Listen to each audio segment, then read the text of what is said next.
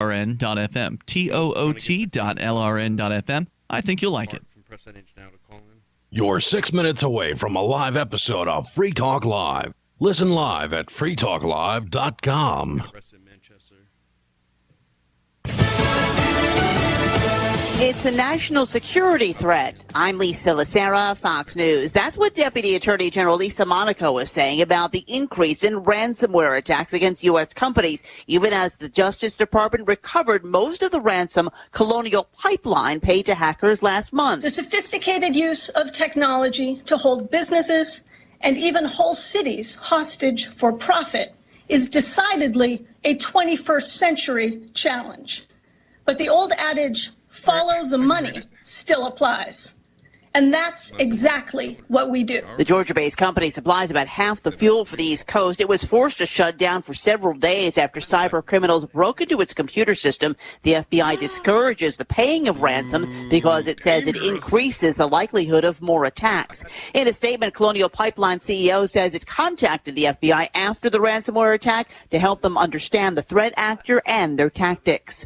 Vice President Kamala Harris in Central America, where she met with the leader of Guatemala to talk about immigration. Vice President Harris, in a joint news conference, said stemming the migrant influx means helping Guatemala thrive to encourage natives to stay. It is both in our interest and reflective of our values to help create that opportunity and to share in economic prosperity. Through a translator, Guatemalan President Alejandro Giammattei said they will help with that process by introducing necessary changes for migration to become orderly migration. The vice president said the U.S. will give 500,000 vaccine doses to Guatemala. Fox's Colonel Scott. Harris next heads to Mexico. Wall Street, the Dow lost 126, the NASDAQ up 67, the S&P off 3 points. America is listening to Fox News.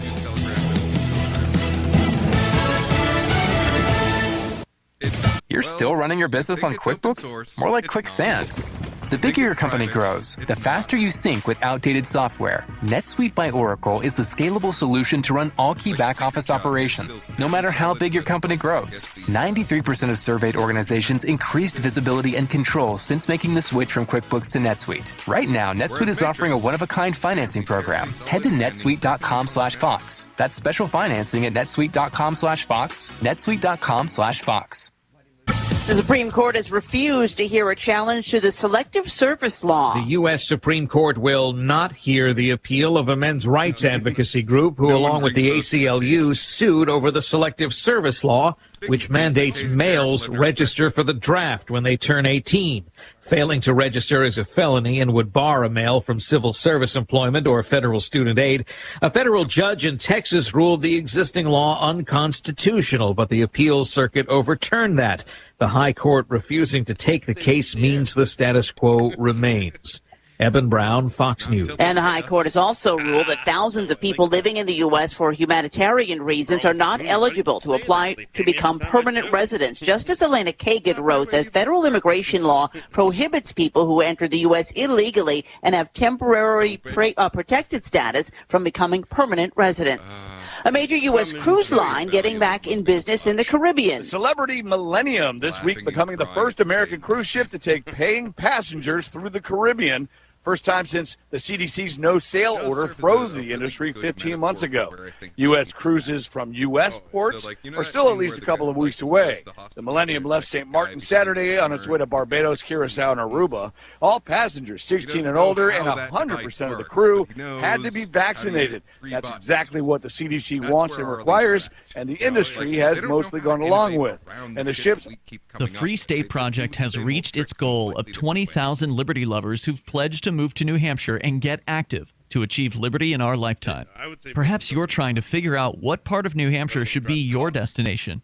If so, consider Keene. You'll find more than 150 reasons to move to Keene at move.freekeene.com. Keene is famous for its historic, publicity-generating activism, as well as being the liberty media capital of the world. It's home to freekeene.com, New Hampshire's destination for liberty activism, news, and opinion. For years, we've been compiling over 150 reasons to move to Keene at move.freekeene.com, where you'll learn about some of what's happening here and what makes Keene a great place to live. If you love liberty, you'll probably enjoy anywhere you end up in the Shire. But do your due diligence first. Please visit move.freekeene.com for the full list of over 150 reasons to move to Keene. That's move.freekeene.com.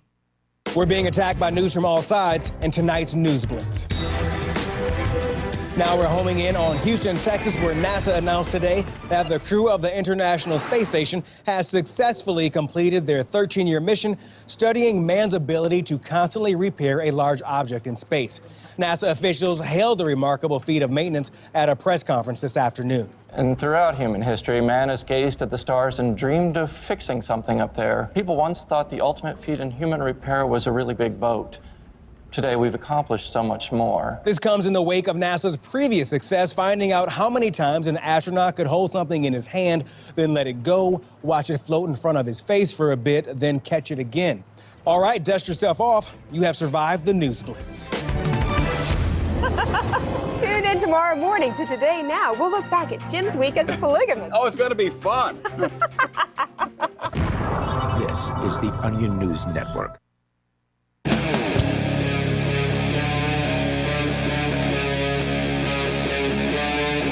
Free Talk Live.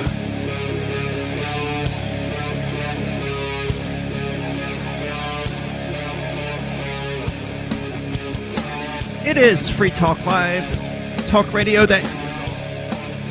It is Free Talk Live, 603-283-6160. I forgot I had this turned down earlier to do mic checks, which is why I forgot that I had the mics unmuted, but it's actually okay because I had it muted on the board, so nothing was being sent out anyway, so...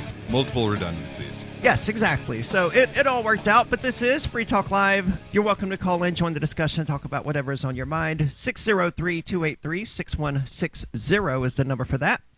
With you in the studio tonight, it's Aria. Joa. And Pigless Mountaineer. And evidently, Donald Trump has been opening his mouth about Bitcoin, something he probably doesn't know very much about, other than the fact that it's a thing that people are talking about, and he didn't get in on it, so he's probably a little salty about that.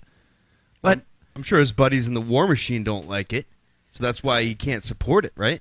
Well, it's pretty clear that his buddies in the War Machine are not fans of Bitcoin, because Bitcoin has to actually... You have to actually contribute something of value in order to acquire Bitcoin versus the USD, where you can just give yourself as much of it as you want. Well, their value is to enslave us, so they have to create a debt system to keep us stuck in. Yeah, so, turns out no one's actually willing to pay for you to explode innocent people. Right, you got to steal to make sure that happens. Who'd have thunk it? Oh, right, the broken window fallacy. Can you explain to me what that is? So, the broken window fallacy, my favorite version of this is from The Fifth Element, which, man, Gary Oldman did a just killer job on his role. But man, I've never been able to get all the way through that movie. Are you kidding me? I mean, I was in like the 7th grade when I tried, so it was probably above my head or whatever. No, that's fair. But that's fair. No, it's definitely worth watching. So the near protagonist, so there's a far protagonist that is like archetypical evil, and they don't really go into like where it is coming from or anything like that. But the near bad guy is Zorg. And classic sci-fi name, right? And he plays it to a T, and he has this like sort of plastic mohawk thing going on, just weird. You know this is not the guy that very spacey, very sci-fi, and very like bizarrely intimidating. But okay, so Zorg brings sort of the Obi-Wan Kenobi of the movie in to have a little chat with him about basically whether or not the planet should be saved, essentially. And so he's sitting there and he says, "Look at this glass. Calm, serene, boring. But if it is, knocks it off, destroyed." And then these little robots come out of a little vent. Well, look at these little guys. Someone had to design those. Someone had to build those. And now they get to go home to all their little children and feed them because of destruction. So what you see as destruction is another form of creation. It's kind of paraphrasing, but that's his idea. I was thinking when you said it was the Night of Glass, which is like, when the Nazis smashed all the Jews' businesses' windows and Kristallnacht. Yeah, Night of Long Knives. No, the broken window fallacy is the idea of like, okay, well, if you want to generate economic activity, break some windows. Right, because then you have to pay someone to replace your windows. Exactly. And you have to pay a company to build new windows. So on the surface, it looks like you're generating economic activity. But you're not. You're just moving money around, and the money doesn't represent anything of value. In fact, you just destroyed something that had value in order to replace it with something of equivalent value, which is a net loss by any measurement. Absolutely. And it's one of our big economic ideas of what is seen and what is unseen. So what is seen is, okay, well, the broken glass has to be replaced by these people, and they're going to spend the money they make on that on other things. Yeah, that is true. What is unseen is that guy had to spend his time doing this. He had to spend money to get these panes of glass. What was he going to do with that time and money if you hadn't wasted it on unnecessarily fixing your problem? Well, it seems like that's what they're doing with the destruction of dollar is that, they destroy a little bit of its value to, take care of what they need to take care of because they're blowing up countries. They're blowing up innocent people overseas. Mm-hmm. So I guess I'm trying to segue back into this article. article. It's the same kind of thing that makes people think that that World War II is what got us out of the Great Depression, when it is nothing of the sort. No. I mean, under that thinking, why don't we just build an entire fleet of battleships and sink them? Well, right. But, I mean, it sort of did get us out of the Depression, but only because people were motivated to actually, go out and produce things because they were motivated by this propaganda to support the war effort. What got us out of the Great Depression was stop trying to do the Great New Deal. Well, which we couldn't do simultaneously with fighting World War II. We could try. And that's they could have, and that's essentially what they're doing today with the massive printing of the stimulus checks and all of the corporate bailouts that we've seen throughout the last year, in addition to continuing on the wars that have been fought for the last 20 freaking years. Yeah, and that's the idea where, okay, we paid these people to build these bombs that we will drop on tents. Now, yes, that did generate some economic activity. However, if you had either, A, spent that money literally anywhere else, doing anything else, sure, it would have been more productive overall. The net benefit would have been better if you'd spent it on underwater basket weaving instead. It certainly would have been better if they had spent it instead, and I'm no fan of, foreign aid or anything like that, but if they had taken that money instead and used it to turn those tents into houses, right, we probably wouldn't have so many enemies abroad. Well, and that's how you get rid of enemies. Make friends. Well, one of the things that these so-called representatives are doing is that, without this funding to their district to allow this defense contractor to build, they look bad if they don't vote on it because it's makes their economy in their city or state to dwindle a little bit, and it's probably to the point where if they didn't fund these things, there'd be economical downturns in their district. So. I mean, that's why Bernie Sanders votes yes on all of these National Defense Funding Acts, because some of these bomb manufacturers are in the state of Vermont. Yeah, that's exactly why he keeps getting put in, because of exactly that. And you try telling that to the liberals in Vermont, and they're like, no, Bernie's pro-peace. No, he's funded every bill for war ever. He is noticeably less pro-war. And I think that's why they couldn't let him it's get easy to pay nomination. lip service to being you can less say you're pro-war. anti-war. You can say it. I just honestly think the man doesn't have the heart to create 5 new wars, which is what they want. They want every president that comes in to create at least 1 or 2 new wars. And if you're a real overachiever, take us from 5 wars to 7. That's great. They love that. And I don't think he has the heart to intentionally create new wars, and I think that's why they didn't let him get the nomination. What continually blows my mind is the fact that Donald Trump is the only president in my entire lifetime that did not give us a new war. Donald Trump, the raving lunatic, is the only one that didn't start a new war. I hate that that's a true statement. Well, he didn't stop any. the elites probably didn't want his name I to wouldn't back classify that, him as they, a raving lunatic. They wouldn't put that on the table for him because I don't think the elites wanted his name on those wars. So let's just wait for Joe Biden to start. Trump's a lot two of more things, wars. but a lunatic is not one of them. I was representing him as the liberals characterize him. Gotcha. Oh, Do I you think mean he's literally Hitler? Yes. Orange man bad. Do I think he's really a raving lunatic? No, he seems like a relatively intelligent dude and certainly a relatively successful businessman. But the left portrays him as just this raving lunatic. We can't let him have the nuke codes. He'll kill everyone. But in actuality, he had the nuke codes. He didn't kill anyone.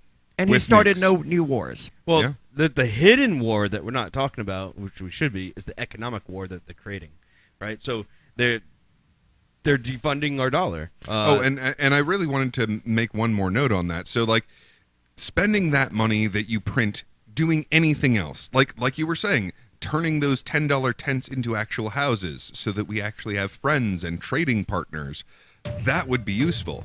But, I mean, even if you just let it go, just don't print that money so that our dollars have more value, that would create more economic benefit than blowing these people up. I mean, just about anything would. But what are your thoughts? How would you rather spend this money than dropping bombs on people? 603-283-6160. Give us a call. Let us know what's on your mind. This is Free Talk Live.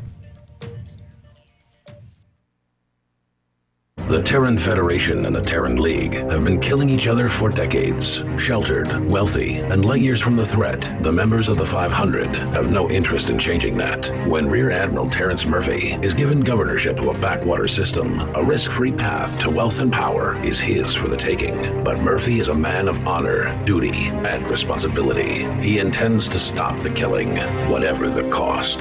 Governor, by David Weber and Richard Fox, from BaneBooks.com.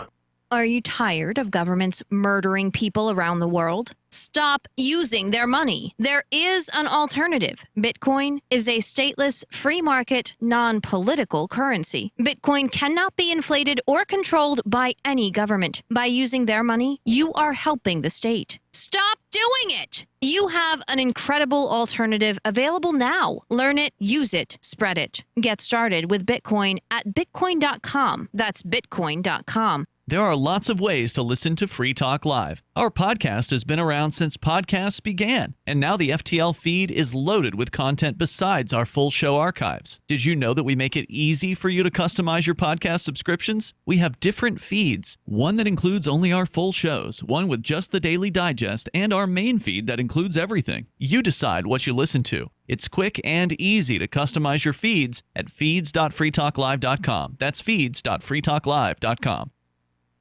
Do you feel like your nation, state, or community no longer holds your values? Have you dreamt of a place where people agree that liberty is important and are free to pursue their projects so long as they respect the property of others?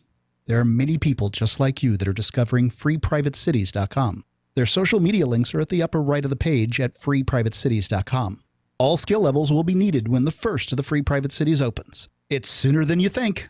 Stop arguing and build. freeprivatecities.com. This is Michael Dean from the Freedom Fiends. I've run websites since 1996 and have used over a dozen web hosts in that time. AgristHosting.com is the only one that hasn't broken my heart. Agrist Hosting's uptime and service is stellar, and their DDoS mitigation is the best I've seen.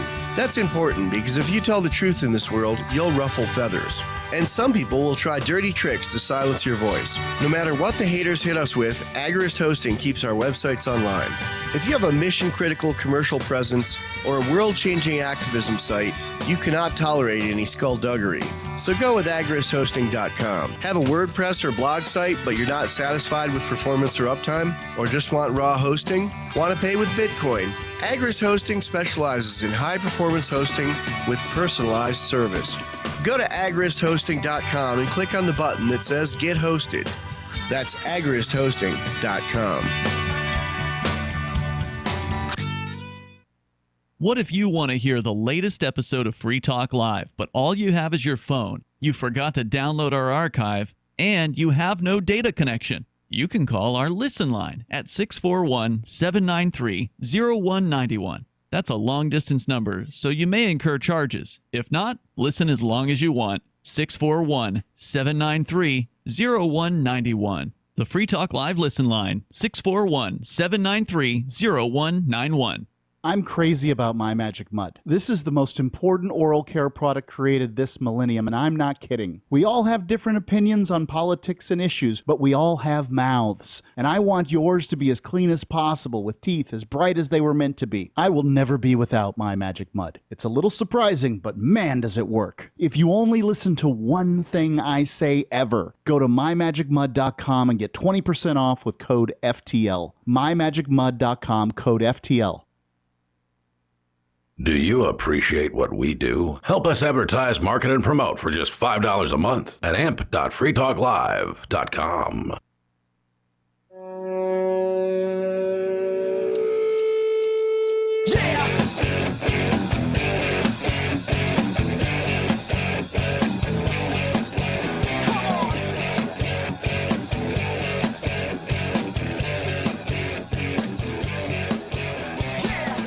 It is Free Talk Live, 603-283-6160 if you want to join the discussion.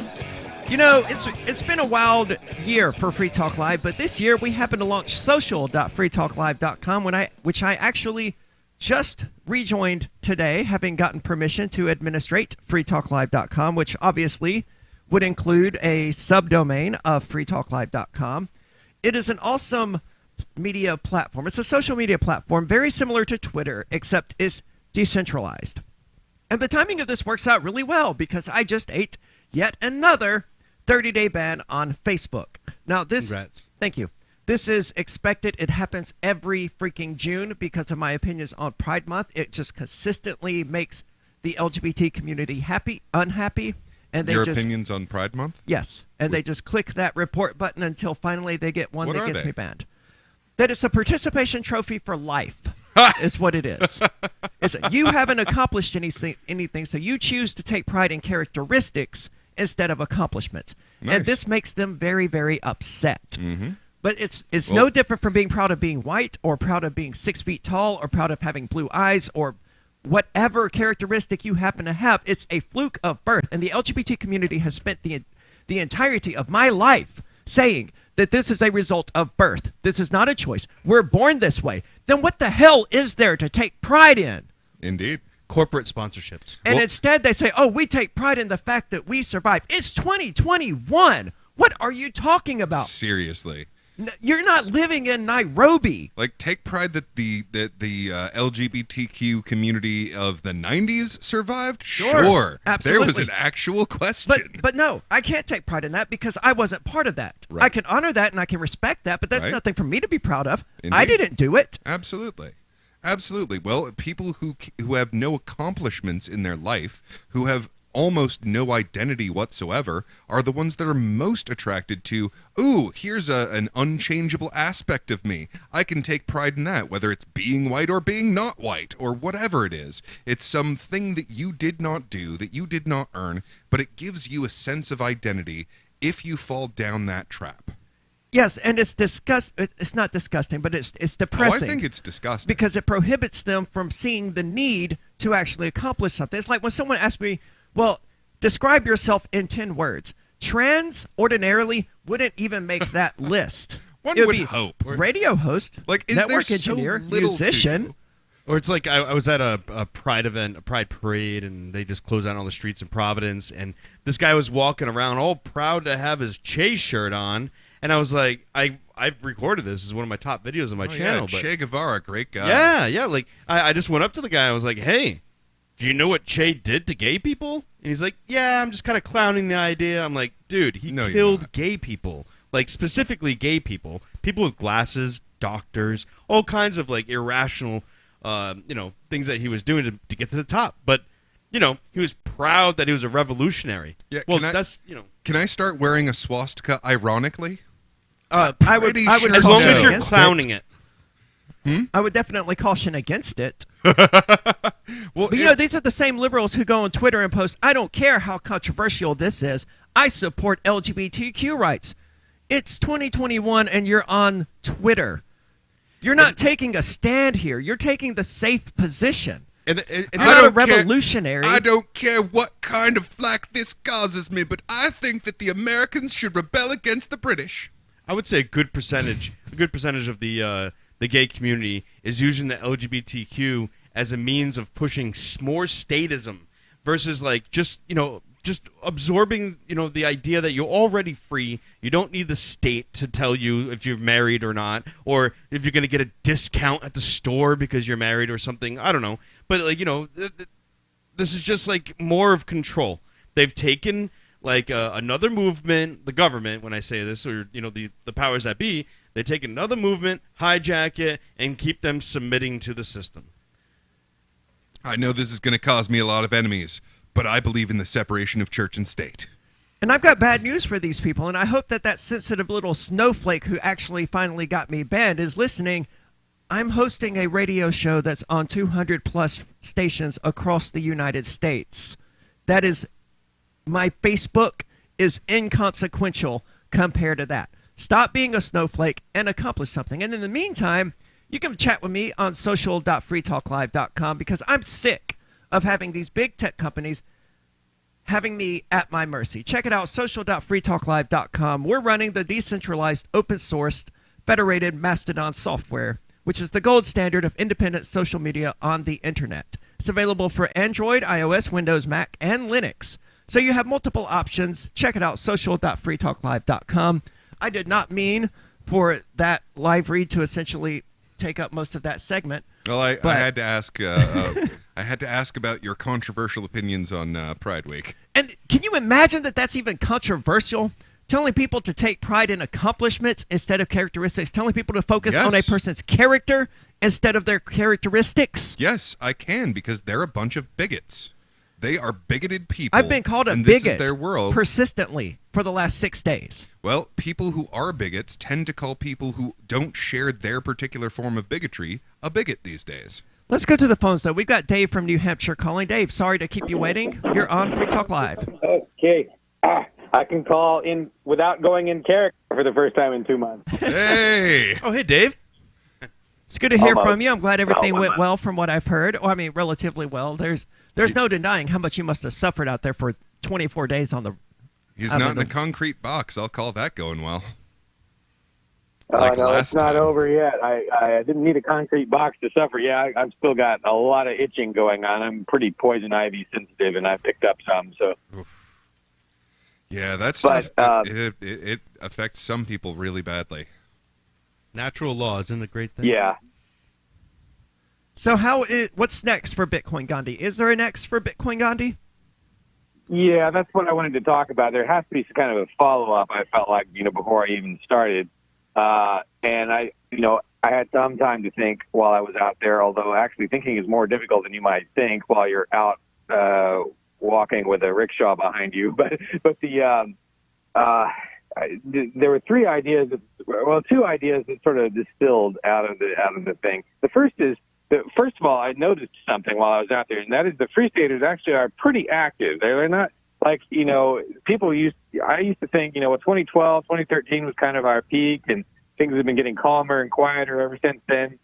But that's not really the case. There's a lot more Free Staters who've moved here, and they are doing a lot of stuff, but it's just that I think they're all like super focused on their own one thing, and it sucks all the air out of the room. They can only do their thing, and they're overwhelmed by the stuff they've already what they've already bit off. They're so busy chewing it. It's very difficult to get them to do something else and come to the same place and have a big protest or something like Dave, that. can you stick around for a minute? I want to discuss this further. It is hard to get a lot of community I want Dave support to answer. for the Dave, things that we're working on. can you stick around for another segment? Yes. Okay, awesome. I know exactly what you mean. Whenever a libertarian here in New Hampshire goes, hey, I've got this idea, some other libertarian says, hey, I like this idea, but let's do it completely differently and according to the way I want to do it. And your idea just sort of gets pushed to the back burner. I've seen it happen repeatedly. 603-283-6160.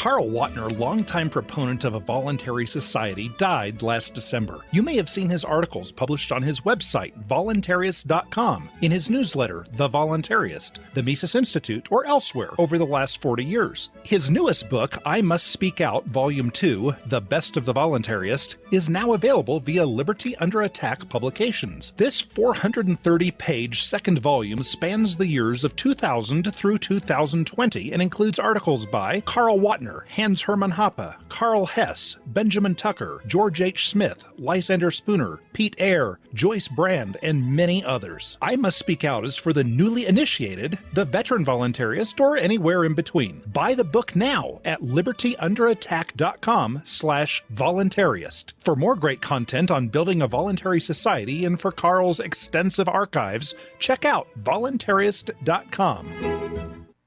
We have some good news. The indictments against Ross Ulbricht in the District of Maryland were dismissed with prejudice, meaning they can never be refiled. This is especially good because those indictments contain the only charge ever made that Ross engaged in murder for hire. This was a serious allegation that Ross Ulbricht denies. It was never prosecuted or ruled on by a jury, but was trumpeted by the federal government and the media as if it were proven fact. The Maryland court held these indictments for almost 5 years, poisoning Ross's case and leaving him under a cloud of unproven allegations.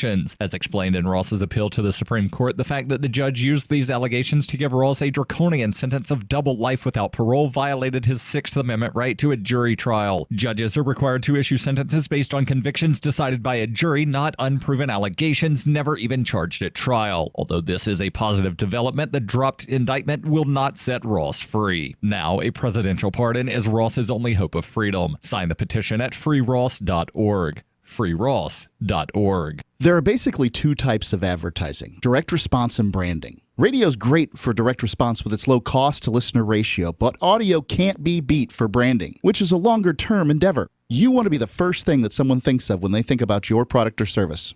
If you have a local business that you want kept top of mind in your community, call the station. If you need national reach, Free Talk Live's got around 200 radio stations, millions of monthly listening sessions, can suit all budgets, and if we don't think we're right for you, we'll tell you. Email me, Mark at freetalklive.com.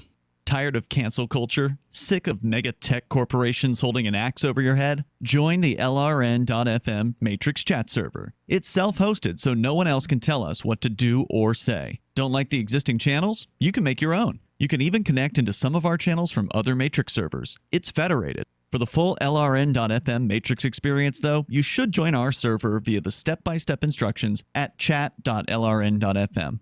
chat.lrn.fm. On March 16th of this year, a joint government task force raided the New Hampshire Bitcoin Embassy, the Mighty Moose Mart, the homes of Aria DiMezzo, Andy and Renee Spinella, Colleen Fordham, a grandmother, and perhaps most relevant, the studios of Free Talk Live. The Crypto Six were arrested, most were released, but Rich Paul, also known as Nobody, and Ian Freeman both remain in custody. We've been in contact with attorneys that say no crime even appears to have been committed, but that didn't stop the Joint Thug Task Force from ripping out wires from the back of our broadcast stacks, taking Free Talk Live off the air, violating our and your First Amendment rights. You can go to thecrypto6.com and donate to fight against these charges. But as importantly, contact media and tell them about this outrage. This case is likely to set precedent for the use of cryptocurrency well into the future. Help our fight for liberty and financial freedom at thecrypto6.com.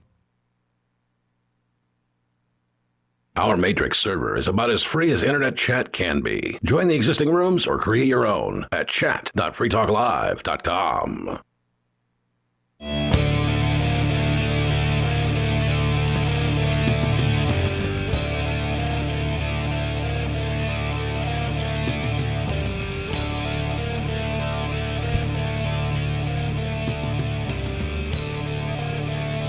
It's Free Talk Live, talk radio that you control. As always, you're welcome to join us. Talk about whatever is on your mind. 603-283-6160 is the call-in line. You're welcome to join the discussion.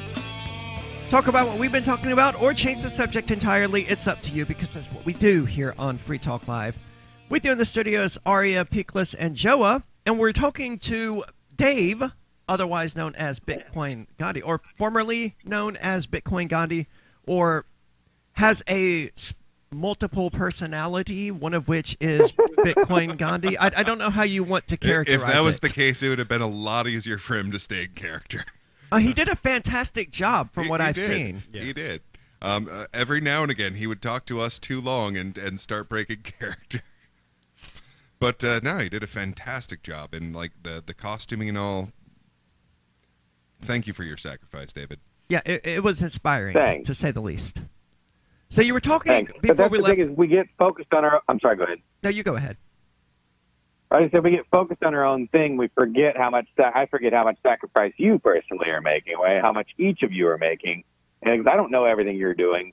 But what seems to happen, like I said, is free staters. We seem to we're so individually more motivated. We all start our own thing, and then we can't do anything else, right? So that definitely weighed on me as I was out there thinking, wow, should we not? And people would stop quite a bit, and they're like, hey, it's great to see you, Dave. Here's a taco. Would you like to march with me? Well, actually, I only have 45 seconds because I've already got this commitment over on the other side. And everybody's living on a line as opposed to having any sort of reserve energy or reserve capability, right? Yeah. They have to be somewhere else. They got to be there immediately. And just there's no reserve, right? I remember So when I was in think college one of the reading an things- article from Martin Luther King that was about this very subject. He quoted a guy from Japan who wrote that, you Americans, you have all of this technology to make your lives easier and to give you more free time, yet you run around more busily, more hectically than anyone else on the planet. It's like the more technology we get, the more free time we're capable of having, the less free time we seem to have. Well, I think there's an economic element to that for sure. Yeah, inflation has caused us to work harder and more, so conveniences have been cut out of the factor. But I do get the point that we are not great at time management, and like figuring out how we can have enough time for the thing that we're interested in, and to have some time to support the other things that our friends are interested in and doing on an activist level. It's tricky, that's for sure. And like to see, not Bitcoin Gandhi, but the original Gandhi, that he, was amongst a lot of people that didn't have cars. They walked everywhere already, and they had a lot of free time. So he had a huge marching order behind him. So what's next for Bitcoin Gandhi, Dave? You mentioned that there has to be a next. Well, yeah, the first thing is to try and make sure I'm not taking on too many projects, and instead am backing up other people's projects if possible in some way. The other thing is, the other problem that we seem like we have a lot of parties. It's not a problem. It's great. But there are all these parties. You can get easily 60 people to a Free Stater party, a minor Free Stater party.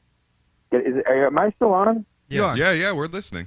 Okay, because there's some weird sounds. But anyway, you can get 60 people at just a routine Free Stater party, but you can't. It was a pulling teeth to get 21 to this actual, confrontation with the federal government at the federal building, right? Well, that lets you know that when you want to do your activism, confrontation. But I think what we might benefit from doing is turning the disproportion of parties versus actual activism.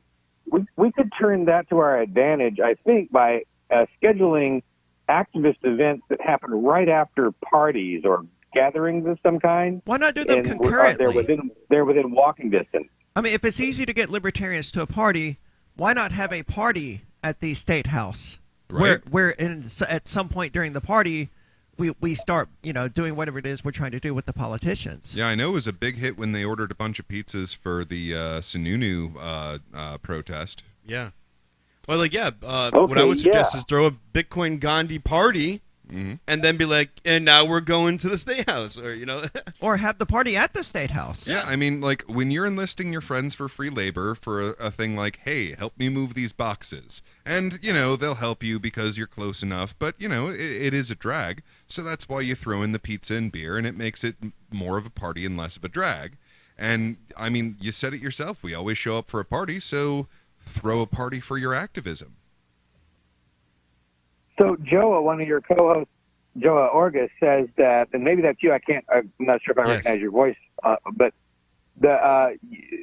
the idea you had or he had, whichever it is, was that maybe we could follow up on these complaints. Like complaints seem to work. Like this is a complaint we took to the federal government, right? Yeah. And they acted really respectfully, and they didn't want to arrest anyone for filing the complaint, even though it was illegal to do, sort of. And the, maybe we're taking more pieces of paper to government officials, and maybe there's something to be done there too. That may be like his idea that I can kind of back up a little bit. Well, if it wastes their time, I'm all for it, but I wouldn't expect these sheets of paper to affect any actual change because the system isn't really designed to change. It's kind of their language, too. Like, paperwork, forms, this is what government loves. So I think it would be effective in the sense that you get a better response from them. I'm not saying it's going to change their minds. I hope it does. But, just pushing the paper, getting them focused on it, or them just reading the same thing over and over again, because we all filed a complaint about the same thing. Yeah, it's it is on the edge of what they call paper terrorism, but hey, you gave us this thing where you are pretending to actually be a public servant, and we get to file a complaint by your system. So yeah, if they read the same thing over and over again because they have to, that is literally the number one tactic for propaganda, is repetition. So now, as far as to your point though, right after you were done, most of us went off to the bar afterwards. So maybe we should, just as a marketing thing, start marketing, hey, we're going to do this activism and then this party. Yeah. I like that. Put a little extra bait in there. Everyone wants to party with Gandhi. And who wants to show up to the after party of an activism that didn't do the activism? No one wants to do that. Dave, thank you so much for the call tonight and for the awesome ideas. Definitely let us know what is next for Bitcoin Gandhi. Let us know here on the show, or post it at bitcoingandhi.net, I believe it was. Yeah. That's GANDHI. We've also got Tom from New Hampshire. Tom, you're on Free Talk Live. Good evening. I'm calling to talk about the non-aggression principle, the NAP. And one of some of the things about it, a lot of people don't understand, and when you use the correct terminology, because they're kind of slow on this stuff, especially people who are not yet on the side of liberty and justice for all. Now, I find that when you talk about people defending themselves, okay, the cop is trying to arrest somebody for selling drugs, and the drug dealer defends himself, or tries to defend himself. They want to. Well, what was he? Why was he trying to defend himself? What was the cop trying to do? Well, using the definitions of words and phrases. Okay, you got to make it understood this way, and that is, if someone is trying to rape you, you got and 20 you fight seconds, back, Tom, before we go out to break.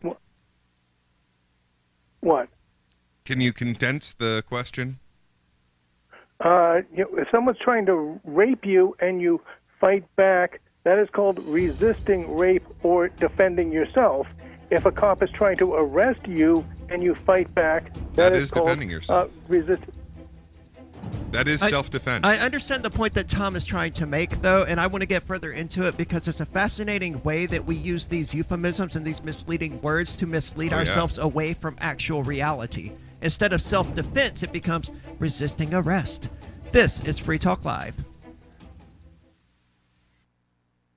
Join liberty-minded voluntarists, anarchists, and libertarians from June 28th through July 4th for ForkFest 2021 at Rogers Campground in the beautiful White Mountains of New Hampshire. ForkFest happens the week after the Porcupine Freedom Festival, and ForkFest is decentralized, which means no one is in charge. That also means there's no ticket cost. Just reserve your camping, RV site, or motel room with Rogers Campground for June 28th through July 4th. Where better to celebrate Independence Day than around other freedom-loving activists in the Shire? You can relax and enjoy the camaraderie of like-minded people, or you can create whatever experience or event you'd like others to have. If you're planning an event for ForkFest, be sure to let others know in advance. You can connect with fellow ForkFesters via the unofficial Telegram chat or the ForkFest forum. Links to those are on the unofficial website, forkfest.party. Mark your calendar for June 28th through July 4th, 2021. We'll see you at forkfest.party. Looking for a great real estate investment? Consider New Hampshire, which is ground zero for the Liberty Movement. Your first call should be to Mark Worden from Porcupine Real Estate. He's more than just a real estate agent. He's your New Hampshire concierge. Where are the best places to live? Do you want farm, city, the burbs, or forest? Do you want a duplex or multifamily building so that renters pay your mortgage? There are homes in all price ranges in New Hampshire, and Mark can help with financing too. Invest in Liberty and property. Mark Worden can help. PorcupineRealEstate.com. Some of you asked, and now we've delivered. LRN.FM's live Keene, New Hampshire studio shows are now streamed in HD on Twitch. Visit our channel at twitch.lrn.fm and give it a follow. If you have Amazon Prime, you get one free subscription on Twitch. If you use it on our channel, Twitch will give LRN.FM a monthly piece of your Prime subscription cost. So please watch, follow, share, and subscribe to twitch.lrn.fm. That's twitch.lrn.fm.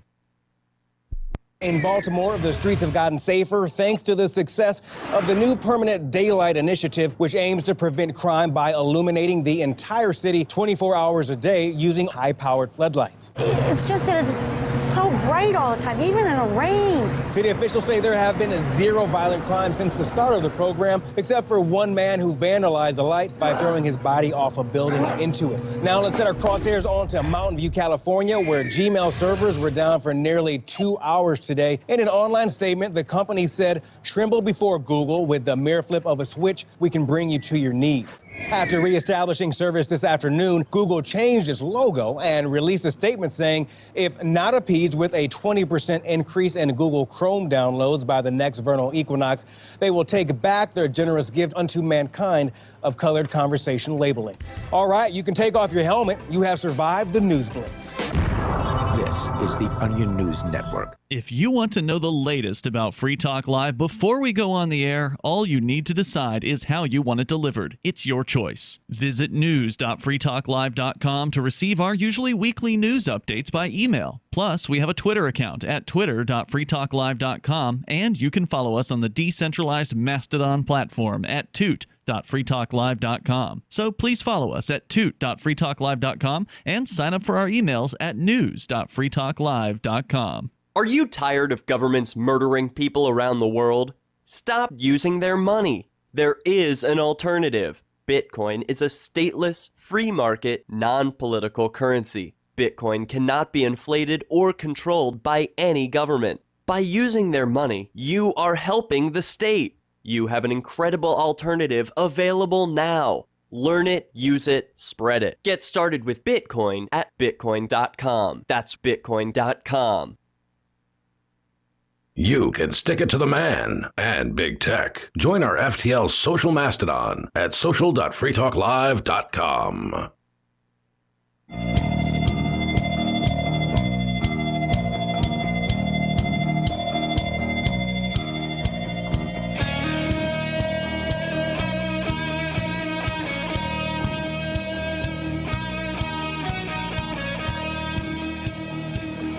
It is Free Talk Live, 603-283-6160. If you want to join the conversation, you're more than welcome to. 603-283-6160.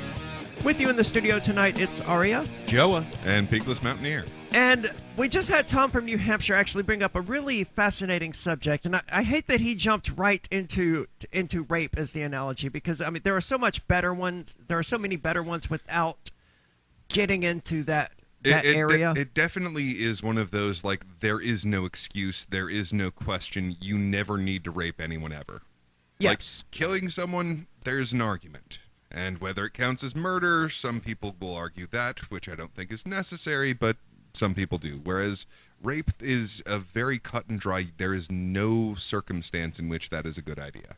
Right, but it's like it's like jumping straight to, oh, this is like the Nazis over the mask thing. It's just, look, let's not jump straight off the cliff here. Let's work our way down the mountain, so to speak. And that mountain is how we use language to mask the reality of the world that we're living in. Instead of calling these people thugs or criminals or enforcers of rules that we never agree to and that will be executed for not obeying, we call them cops. Instead of calling it theft, we call it taxation.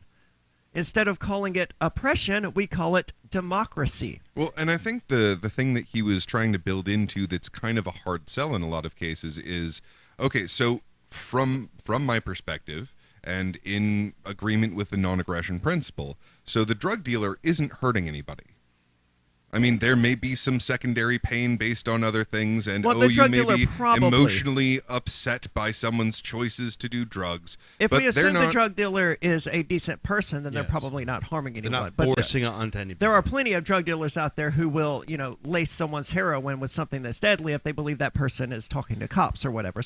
But drug dealer per drug dealer. Like, just in the role of that, not in the drug lacer or violent defender of his drug turf or any of the other which is why this is kind of a hard sell, because that often does go along. Well, we don't see CVS breaking Walgreens employees' legs, do we? Right. Just like we don't see Budweiser blowing up Smirnoff trucks or Coors Light trucks or whatever. That's because all of this is happening in the white market. If they did that kind of crap, it would be frowned upon. But when you push it into the black market, you do end up with things like Al Capone and the drug cartels in Mexico and Colombia, because they can't just do it openly where society is watching them saying, hey, no, yes, no, we've identified you as the person responsible for that, and that's not okay. And the truth is that, like, the CIA is involved in a lot of the drug trade as well, and government hates competition. That's a fact. Also a valid point. But yeah, so, I mean, assuming that this drug dealer is just doing that, like, there's no lacing, which is fraud at the very least. There's no lacing it. There's none of these other stuff that can frequently go along with that position. But just as a drug dealer, if he gets arrested for dealing drugs, to violently defend himself from being abducted, I think is completely in line with the non-aggression principle. It may not be a smart idea. Yeah, I don't think it's wise. I think it's a terrible choice. I think that it's not going to get you where you want to go in life. It's a risk assessment, right? What's your risk assessment on the scenario? Do you really want to try to take this down when you know they're going to try to prosecute you all the way and they're going to capture you, whatever it means it takes to prosecute you? Mm-hmm. So, and that's important to mention too, is that there is no moral obligation to defend yourself violently either. So if you allow them to take you into custody, i.e. kidnap you and put you in a box, or quote arrest, which is the euphemism we used for that, but really it's kidnapping. Yeah. If you let them kidnap you, that is also a moral choice to make.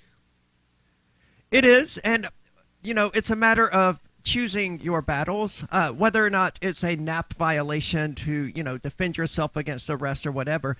It's a bad idea. Yes. They have this system in place where you do have these mechanisms, however flawed they are, to at least attempt to fight this out in a way that does not require violence.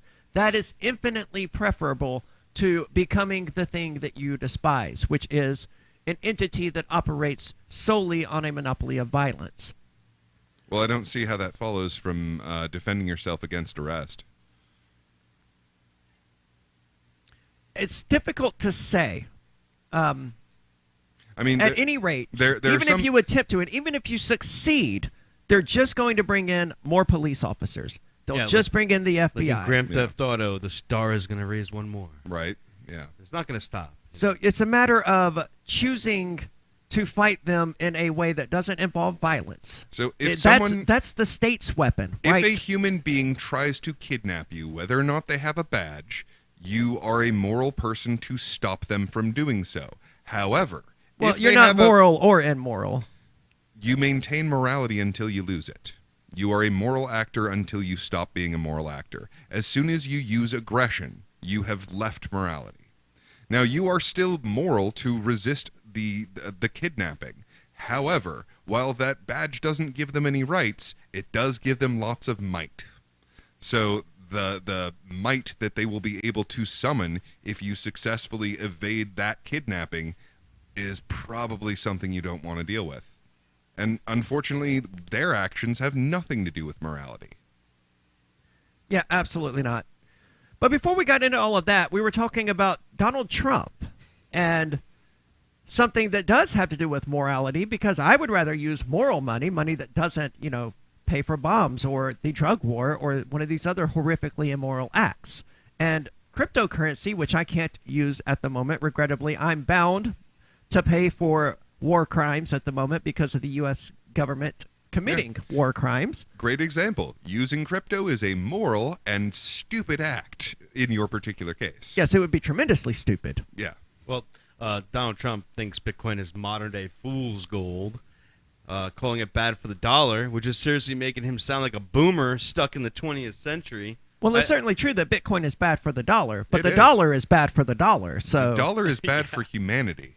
Absolutely. The dollar is bad for the prospect of human survival as a species is what the dollar is bad for. The dollar did something that no other currency in human history has ever done. It paid for the dropping of 2 atomic bombs on civilian populations. No other currency ever paid for something that horrific. Yeah, the blood on that bill is unlike anything humanity has ever seen. So I'm okay with the, Bitcoin damaging the USD, but it doesn't. The USD doesn't need Bitcoin to do it. The USD has been destroying itself for the last 108 years, I think.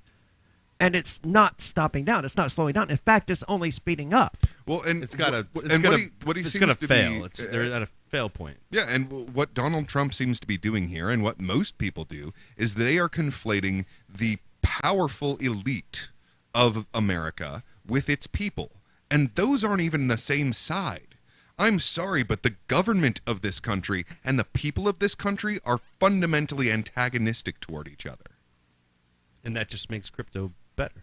So yeah, I mean, he's saying, oh, well, it's bad for America. America, the government? Yes. If you mean these particular killers, yeah, it's definitely bad for them. Right. The genocidal maniacs will lose power as crypto gains power. And it's hard to be upset by that. I think people like him are just maybe a little bit jealous that he didn't invest in it early. Oh, yeah. And then now he's seeing how Vegas is developing the Vegas coin, and maybe he would want something for his casinos, Yeah, because we know he's great at this. Yeah. Well, my boss sent me a screenshot of something recently that I don't remember the name of the country, but they're making Bitcoin their legal tender. Really? It was El Salvador. That was it. El Salvador. Oh, that's great. Ooh, I'm going to have to look that one up. I mean, I couldn't look it up, but I yeah. know. I saw the screenshot and it looked legit. So I don't know, but it's just a screenshot. If I see a Fox News or a CNN article, I'll text it to you. Yeah, send it over my way. I won't send it on Signal. No, I'm not allowed on Signal. Yeah, you can, however, send it at social.freetalklive.com. Yeah, I can certainly see it there. I reinstalled the program and it said Arya's on Signal. No, she's not. I used to be, and that's sort of the problem. Like, all of the people that I used to text message are on Signal. So if I send them something, unless they click to hold the send icon to unencrypt the message, then they can't respond back to me. And a lot of people don't even know that that's even an option. Isn't Telegram owned by Facebook, though? Telegram? I don't think no, so. that's that's WhatsApp. Yeah, WhatsApp. Oh, never mind. Okay. No, Telegram was created by a Russian anarchist. Interesting. And now it's not so secure. Well, we don't know how secure it really is. It is questionably secure. This is why I'm really glad that Free Talk Live has a Matrix server, because that one actually is all the things that we would want from Telegram. I would at least say that Signal is more secure than Telegram, and from what I've seen, Wire is probably more secure than Telegram, but I don't know. At any rate, I can't use any of them at the moment. Yeah. But you can call in and talk about Bitcoin, 603-283-6160. This is Free Talk Live. After a devastating war, the alien visitors were driven back, and their willing human collaborators were left behind to face the music. When Emma Jean Anderson's ex-lover brings her from prison, Nathan Foster and his 14-year-old nephew Ben are tasked with bringing the pair to justice. An easy enough job until they discover something is inside Emma Jean, and the fate of the planet hangs in the balance. The Family Business by Mike Coopery from BaneBooks.com. Are you tired of governments murdering people around the world? Stop using their money. There is an alternative. Bitcoin is a stateless free market non-political currency. Bitcoin cannot be inflated or controlled by any government. By using their money, you are helping the state. Stop doing it. You have an incredible alternative available now. Learn it, use it, spread it. Get started with Bitcoin at bitcoin.com. That's bitcoin.com. So you've signed the Shire Society Declaration and are planning your move to New Hampshire to be around more liberty-oriented people. Next, sign up for the Shire Society Forum at forum.shiresociety.com. There are a bunch of people there who are already in the Shire, and they want to meet you. If you're already in the Shire physically, you should also come by the forums. Remember, not everyone uses Facebook. New people are signing up for the Shire Society Forum every month, so drop in and say hello at forum.shiresociety.com. The LRN.FM's social media channels have been revamped. We've eliminated Facebook and focused on other platforms like Twitter and Mastodon, the decentralized alternative to Twitter. On our accounts, you'll find posts from multiple LRN.FM show hosts together in one place. Follow us on Twitter at twitter.lrn.fm, or better yet, move to the decentralized Mastodon social media platform at toot.lrn.fm, toot.lrn.fm. I think you'll like it. You're listening to the live edition of Free Talk Live. Hour number 2 is next after the news here on the Liberty Radio Network at LRN.FM. They got their money back. I'm Lisa Lacera, Fox News. The hackers that forced the shutdown of the Colonial Pipeline last month have lost the money they forced the company to pay. The majority of a more than $4 million ransom paid by Colonial Pipeline in Bitcoin last month has been recovered by the FBI and the Justice Department. Today, we turned the tables on DarkSide. Deputy Attorney General Lisa Monaco identified DarkSide as the criminal gang responsible for the ransomware attack that halted fuel supply for much of the East Coast. DarkSide and its affiliates have been digitally stalking U.S. companies for the better part of last year. Monaco says the department cannot guarantee recovery of similar ransom payments and is urging corporate leaders to invest in cyber defenses. At the White House, Jared Halpern, Fox News. The door is still open for compromise between the White House and Republicans on an infrastructure plan, but Press Secretary Jen Psaki says time is not unlimited. The president has come down by approximately $1 trillion. We'll see where the conversation goes when he has the opportunity to speak with Senator Capito. Senator Shelley Moore Capito of West Virginia is the Republicans' point person on infrastructure. Psaki says the two are expected to speak before the president heads to Europe this week.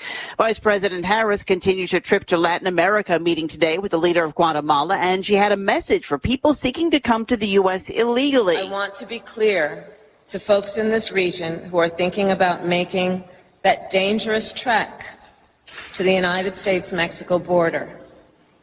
Do not come. And Harris said the U.S. will continue to enforce our laws and secure our border. Many of the migrants trying to cross into the U.S. are from Guatemala, Honduras, and El Salvador. America is listening to Fox News.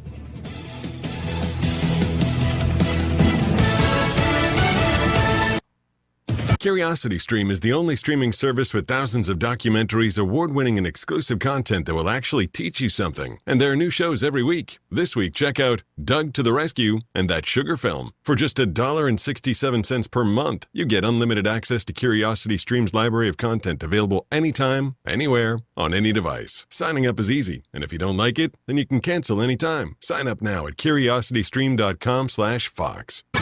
A lawsuit filed by a Democratic congressman against a Republican in connection to the Capitol riot. Congressman Mo Brooks claims Democratic Congressman Eric Swalwell trespassed on his home to serve a complaint, which accuses the Republican of helping incite the siege on the Capitol.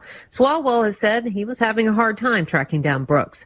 His lawsuit has already been served on President Trump and Rudy Giuliani. Trump claims he has absolute immunity from the legal action and has asked a judge to dismiss the case. Rachel Sutherland, Fox News. The Supreme Court says it will not take up a case that questions whether having only men register for selective service when they turn 18 is sex discrimination. Some big chain stores are introducing a way to end abuse against their employees. Retail employees could be getting new allies. A dozen big-name retailers, including Gap and H&M, are collaborating on a campaign this fall to enlist customers to combat bad behavior against retail workers. Workers have faced increased harassment as they try to enforce social distancing and mask protocols during the pandemic. Among those targeted for abuse are people of color, people with disabilities, and those who identify as LGBTQ. Participating retailers will have signs in their stores with QR codes allowing customers to sign a pledge of support. A toolkit will show how customers can help, including how to create a distraction for the abuser, as well as documenting the situation. Salchi Ingrasso, Fox News. Nearly 3,000 workers at a Volvo truck plant in Southwest Virginia are walking the picket line again after rejecting another tentative 6-year agreement. The workers barked. A congressman recently revealed that legislation totaling 2,900 pages and involving more than $1 trillion was available to members of Congress for less than 48 hours to study and consider. That's over 60 pages of legislation per hour. Do you think anyone read the entire bill? I'm Jim Babka with DownsizeDC.org. Consider a proposal buried in a 3,200-page, $388 billion bill, which would have empowered committee chairmen or their agents to examine Americans' tax returns. When this horrible provision came to light, no one claimed to know how it got into the bill. One congressman questioned said, "I didn't write it, I didn't approve it, I wasn't even consulted." If your attorney represented you this way, he might be disbarred. But this is how Congress represents you every day. That's why DownsizeDC.org has created the Read the Bills Act. You can force Congress to read their bills before they pass them at DownsizeDC.org. The zebra of the plains is perpetually hunted by a myriad of merciless predators. With no purpose other than to feed monsters, the zebra spends its entire life standing around awaiting a violent death. They are nature's ultimate prey. The zebra paces the earth, patiently going through the motions of life, knowing that at any moment it will end in a sudden shock of pain and brutality. With its black and white stripes serving as an ostentatious beacon to any nearby predators, the zebra whiles away its time before gruesome elimination. Zebra wait on the pantry shelf that is the African plain before something finds it and, at last, remembers to eat it. This is the Onion News Network.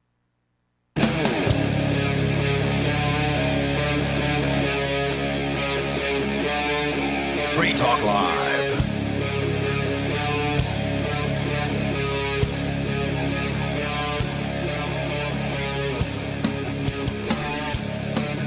Welcome back to Hour 2 of Free Talk Live, broadcast Sunday through Wednesday from the Omdusia Studio, formerly the Omdusia's Music Studio, but as you can see, I've relocated the drum set because it was big and bulky and I didn't play it often enough to keep it out here. Plus, it doesn't really need to be out here for me to play it since I'm way too busy to be recording music at the moment anyway, so there's still some minor issues to work out, but all in all, I'm happy with how things are developing.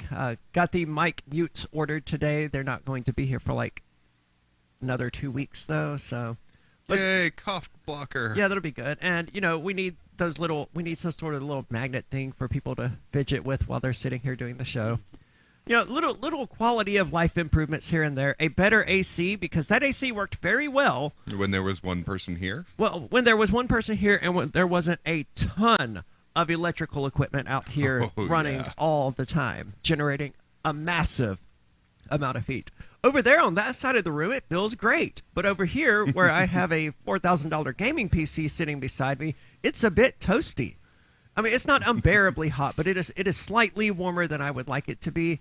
And, I like it to be very warm during the winter and very cool during the summer because I am a human being. I have the technological capabilities to control the environment in a way that makes me comfortable.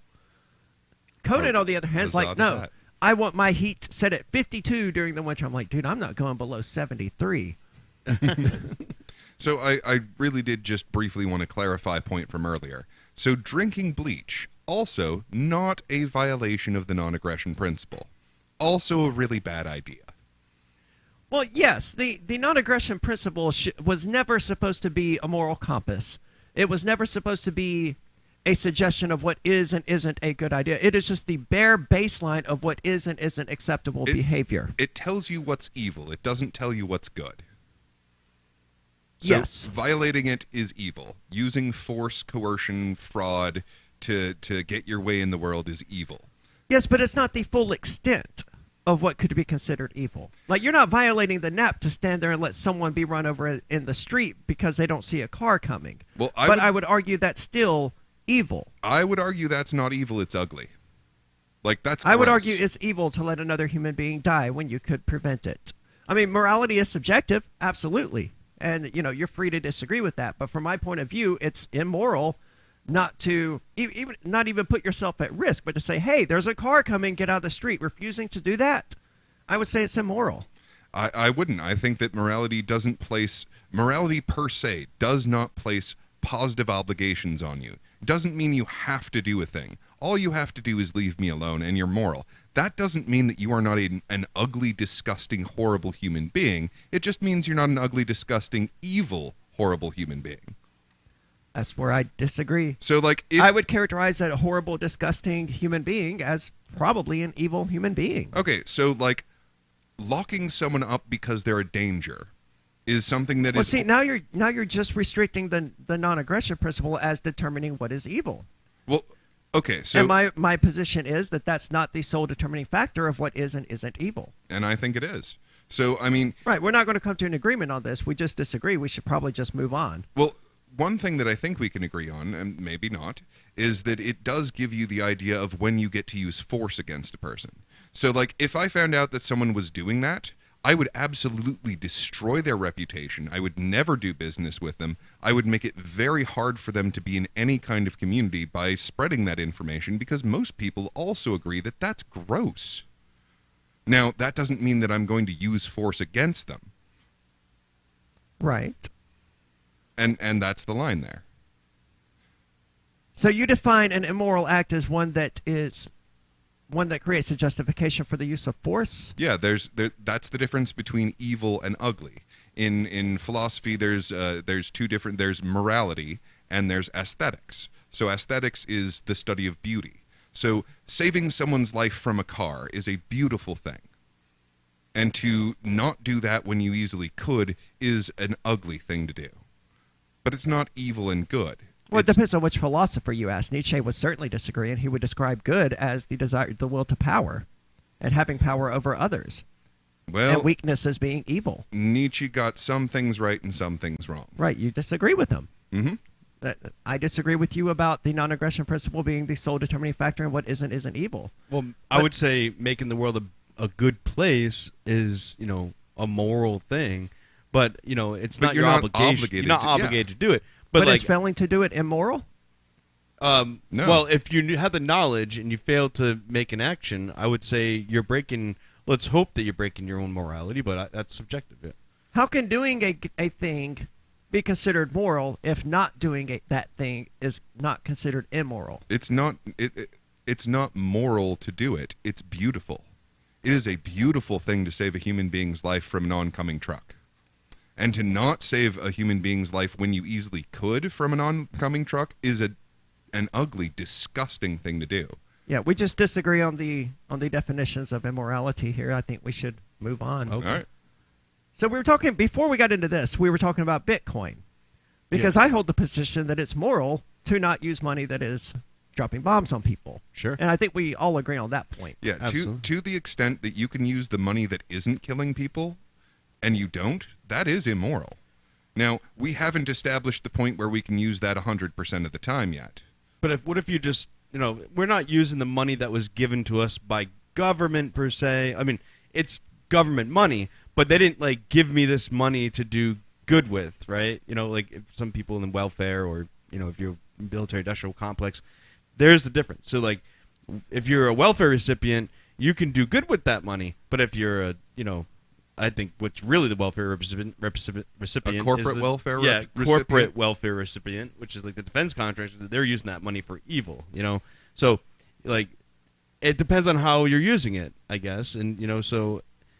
Well, you could certainly use the USD to, buy groceries for a family that is starving or something like that, but that's a beautiful thing to do. It would be better to use some other form of currency. That's an even more beautiful thing one that doesn't, have taxes on it that go on to fund the war machine and one that isn't being inflated. Right, you're not encouraging that system. You're not encouraging a system which uses those same exchanges for war. You're using something that can't be used for war. Well, let's hope it can't be, because I think maybe possibly it could be used for war. If they're starting to adapt it, like you were saying, I think on break, El Salvador is going to make Bitcoin a currency, a national currency. So what if they used Bitcoin in El Salvador to fund their military? They'll go broke real quick. Maybe. No, not maybe. I mean, like, you can do the research if you like on the economics, but seriously, it's broken window fallacy. I mean, the fact is that over time, I mean, yeah, you might be able to get away with it briefly. Okay, yeah, sure. But the fact that you're not creating value means that you're not making something that gives you money back again. Well, they are using something of value. Let's just say they're using electricity in El Salvador at their bases to mine crypto. Mm-hmm. I mean, they're doing a service for the community by mining crypto and confirming transactions. Right. So then they, in return, can say, oh, we got some crypto. We can use this to buy more guns. Well, yeah, but if you use that... I don't know that you can buy guns with crypto. You know? that Maybe in El Salvador you can. You can't just call up a defense contractor like Lockheed Martin and say, hey, I want to buy a bunch of bombs. Do you take Bitcoin? They'll say no. But you know what they do take? USD. Well, they already act in the dark anyway, so it's like, what if they did just start using it? And then they'd be like, oh, yeah, see, we didn't receive all this USD. And then they're like, where'd it come from? Oh, it's none of your business. You know, it's like, because it's crypto now, it's anonymous. If well, El Salvador... Bitcoin isn't at all anonymous. No. So if El Salvador uses a functional currency, which is what Bitcoin is, it's not the most functional one, but I would argue it's completely non-functional as a currency. Compared to the US dollar, compared to fiat, yeah, compared to any fiat currency, it is a functional currency. No, not at all. I don't pay, $5 transaction fees to send $20 in USD anywhere. Yeah, but it doesn't get printed to do all these things either. That doesn't make it functional or non-functional as a currency, though. More functional than the other. No, because a currency that has exorbitantly high fees isn't usable as a currency. What are your thoughts? 603-283-6160.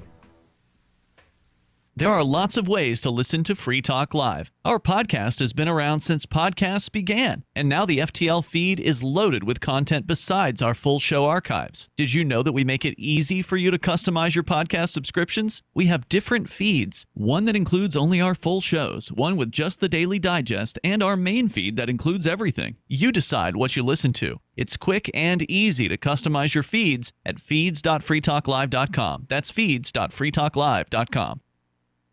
Do you feel like your nation, state, or community no longer holds your values? Have you dreamt of a place where people agree that liberty is important and are free to pursue their projects so long as they respect the property of others? There are many people just like you that are discovering freeprivatecities.com. Their social media links are at the upper right of the page at freeprivatecities.com. All skill levels will be needed when the first of the Free Private Cities opens. It's sooner than you think. Stop arguing and build. freeprivatecities.com. A newly recruited search and rescue officer, Marshall Hunter was resigned to a life of rescuing wayward spacefarers and derelict satellites. But when a billionaire couple goes missing, his own ship is disabled during the rescue. With communication satellites suddenly failing and lunar mineral shipments disappearing in transit, the crew suspects it's more than a coincidence, and Hunter must choose between salvation and sacrifice to save his crewmates and their civilian charges. Frontier by Patrick Childs and BingBooks.com.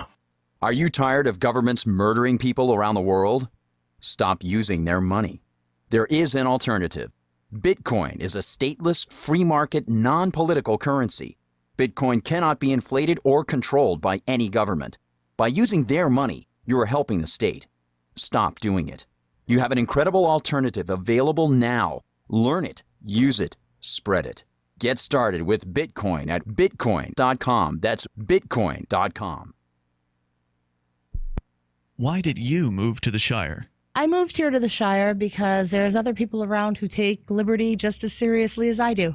I moved to the Shire because I saw videos of people challenging authority and thought that I could get support myself.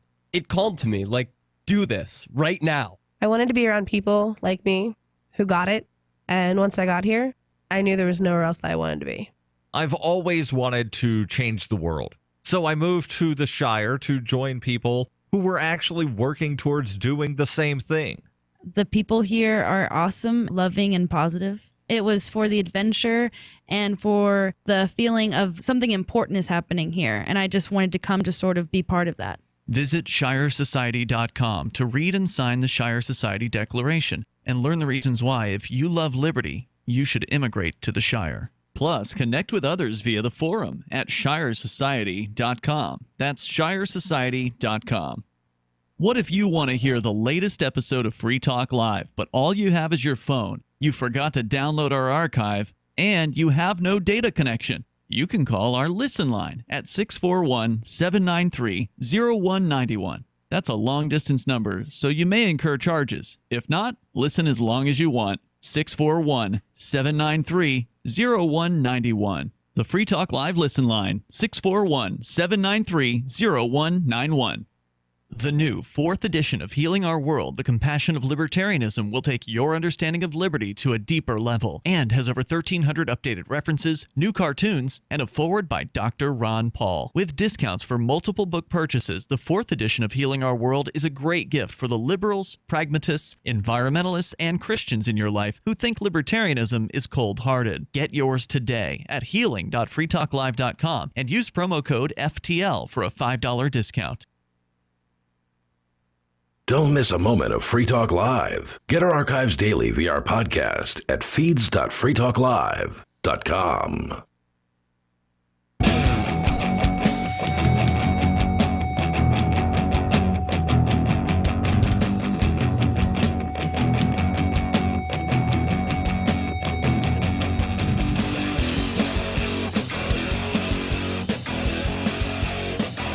It is Free Talk Live, and if you're wondering what we're talking about when we're talking about this, what is this Bitcoin thing, then check out Bitcoin.com. It's the place to go to learn about cryptocurrency. They have everything you need, including step-by-step tutorials. There's a quick 3-minute video that gives you the rundown on what Bitcoin is. There's also news sites for people who already know about Bitcoin and want to learn about what's happening in the Bitcoin world. You can find that at news.bitcoin.com. It is the best place to learn about Bitcoin because Bitcoin really, it's paradigm shifting. It's affecting international institutions, and it's going to continue impacting these international institutions for decades to come. It's a very big deal. If you don't know anything about it yet, it's time to. So go to bitcoin.com and find out what you can before, the ship actually sells. It's not about, making a bunch of money or anything like that. It's about investing. It's not I don't want to use the word investing. It's about staking your claim in the new world that is developing. So check it out, bitcoin.com or news.bitcoin.com, or even no, I don't want to go there. Bitcoin.com though, and news.bitcoin.com. That's where you want to be to learn about this. Donald Trump should pay a visit to bitcoin.com because evidently he thinks it's a scam. It's fool's gold. Yeah, he really should. I mean, they don't even require you to read anything. Like, they've got these nice, simple little helpful videos that tell you what it is and how it works. Well, Don was saying not only one doubting Bitcoin, and more importantly its reliability, but its rationale is quite strange. You were like talking to the side of your mic. Oh. It was quite strange, and he chalks his hesitation up to America first, or the dollar first, rather. And that's him speaking as a Republican there, But Donald Trump. I mean, they're all about that America first nonsense. Huh? I prefer I don't even want to say humanity first. Earthlings first. And absolutely. Even if your biggest concern is America, okay, guess who has the biggest chunk of U.S. dollar debt? China. Yeah, they want the Federal Reserve note to hold its status because they have a whole lot of it. I think as a president, you want to say, oh, the U.S. dollar is the king, right? And, having a global currency as a dollar and all these debts around the world and whatnot, it's of course you're going to, have all that momentum and faith behind it just for your own face value as a president. So I can see why he's, brushing this off a little bit. Well, I would expect Donald Trump, former U.S. President Donald Trump, to be a shill for the U.S. dollar. Oh, sure. And here's the thing. He could have actually fixed it. Like, if the man would ever read a friggin' book, he might know how the Fed works. I don't know to what extent the president would have been able to fix the mess that is the USD. Well, so the Federal Reserve is actually part of the executive branch. Now, the Treasury has given it all of these extra powers, but he could, by his powers, end the Federal Reserve single-handedly. You don't think someone would have put a bullet in his head long before he could have done that? I don't know, man. One press conference where you announce, here's what I'm doing, it would look awful suspicious if he had a bullet in his head afterward. And to reiterate what you guys are saying is that Donald Trump says Bitcoin is just another currency competing against the dollar, and that he wants traditional greenbacks, making it sound good by using the word greenbacks, right? Because it's not really green. As if U.S. dollars were actual bills. Yeah, a lot of people think the USD is the greenback, but wasn't the greenback like a temporary currency during the Civil War? Yep, right. To pay back debts. Yeah, that Lincoln invented so that they could inflate that currency instead. Mm-hmm. I think this shows his intelligence levels by saying something like that. I don't know about intelligence levels, but it certainly shows his knowledge levels. Well, that's the thing. He's great at marketing. I mean, you can't argue with that. And yeah, that is a term that makes people feel secure. They like good old greenbacks. A lot of the times when you say a term, you really want someone to have a mental image of the word that you're using. And the word greenback makes them think of the physical, tangible bill that's in their pocket and gives the illusion that that's actually what the U.S. dollar is, in spite of the fact that that's been less than 3% of the dollars, like between all of the bills and all of the coins, has been less than 3% of the U.S. dollar for a long time. I like using the term warbacks. Okay, and that's what they really are. But it is backed by war. Donald Trump is he looks at Bitcoin as the foreign enemy. That's what he says. It's crazy. Well, I would expect this level of jingoism from Donald Trump. I mean, he's a nationalist. I don't know if he's a racist nationalist, but he's certainly an America First kind of person. He's 100% pro-United States government. Bitcoin was designed not necessarily to be a threat to the U.S. government, but to be a threat to the U.S. banking system, including the Federal Reserve Bank. I mean, that was all by design. It was intentional from the start. The United States government could very easily start producing something actually useful to society in order to earn some Bitcoin and transition to using Bitcoin. Mm-hmm. So it's not necessarily an enemy of the U.S. government, except that the U.S. government has allied itself to the U.S. financial system that is impoverishing all the American people. And this idea that the U.S. dollar dominance is an America First mindset, absolutely not. I mean, how long did we have a great thing going economically when we were using gold? I mean, I hate to tell you, but we didn't invent gold. And we were doing a great job when that's what our money was, gold and maybe gold and silver. Yeah, but we couldn't pay for the war in Vietnam with Turns gold. out it's really hard to fund genocides for no reason when you're using actual money. Yes, and that's the primary reason people should use alternative currencies. It's because they have to actually pay their soldiers. And if they have to actually earn what they're paying soldiers, as I say repeatedly, it comes right back to that argument of, well, if employers want to get employees that are on unemployment, they should just pay more. No, that's not fair. They're competing with an institution that can create all the money it wants. It doesn't have to earn any of it. The business down the street has to earn their money. So let's put the U.S. government in the position of having to earn their money. And this massive overspending, these wars will stop. Isn't it ironic, though, that fighter jet pilots keep a gold ounce on them just in case they go down randomly in a country? Right. As if that's tangible currency. Yeah. And I got to say, every single constitutionalist I've ever spoken with wants to end the Fed. Now, I'm not a constitutionalist, but everyone who's concerned with, hey, here's the foundational document of the country, we should do that, all of them are like, no, the Fed is completely against this. I don't understand constitutionalists, man. It's like, look, if the Constitution worked, we wouldn't be in this position. Clearly, it didn't work. Why would we want to return to that? It's not going to work again. The Constitution is this groupthink that we all have the same Constitution, when reality is that we all have our own moral compass and base as individuals, and to to put everyone under the same umbrella for that, it doesn't make any sense. So, Well, I certainly never appreciate their hard consented. work, and like it kind of established what my morality is, but I definitely developed my own after learning that and redefining the word constitution. Well, and I mean, it's supposed to be the contract that we have for the country, but here's the thing. If you don't have someone else that can offer the service, then the person is not going to follow the contract they made with you.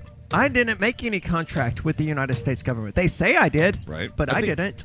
Your tiny feet didn't sign that piece of paper when you were born? They did not. If they want to make the argument that, oh, well, we were here when you were born. Okay, well, my family was here when you were born. So back off. 603-283-6160. This is Free Talk Live. I'm grateful to have heard from some of our satellite listeners recently. I appreciate knowing that people are out there who like what we do and are willing to support it financially. LRN.FM's free-to-air satellite feeds blanket most of 2 continents. It was my goal to put our channel there so people without internet could receive our programs and feed pirate radio stations. We started a fundraiser on Patreon a few years ago to back the satellite channels. I recently announced that I was considering canceling the feeds, and donations increased from 15 to 20% of our costs, which are around $1,000 per month. That's a good start, and to incentivize more contributions, the Shire Free Church will be matching every dollar. Can we reach $500 per month? With your help, we can. You can join our satellite fundraiser for just $2 a month at fund.lrn.fm. If we raise enough to keep both of the channels on the air, awesome. If we raise more, I'll add more channels. If not, we can shut them down and go internet only. It's up to you. Thank you for your support. fund.lrn.fm.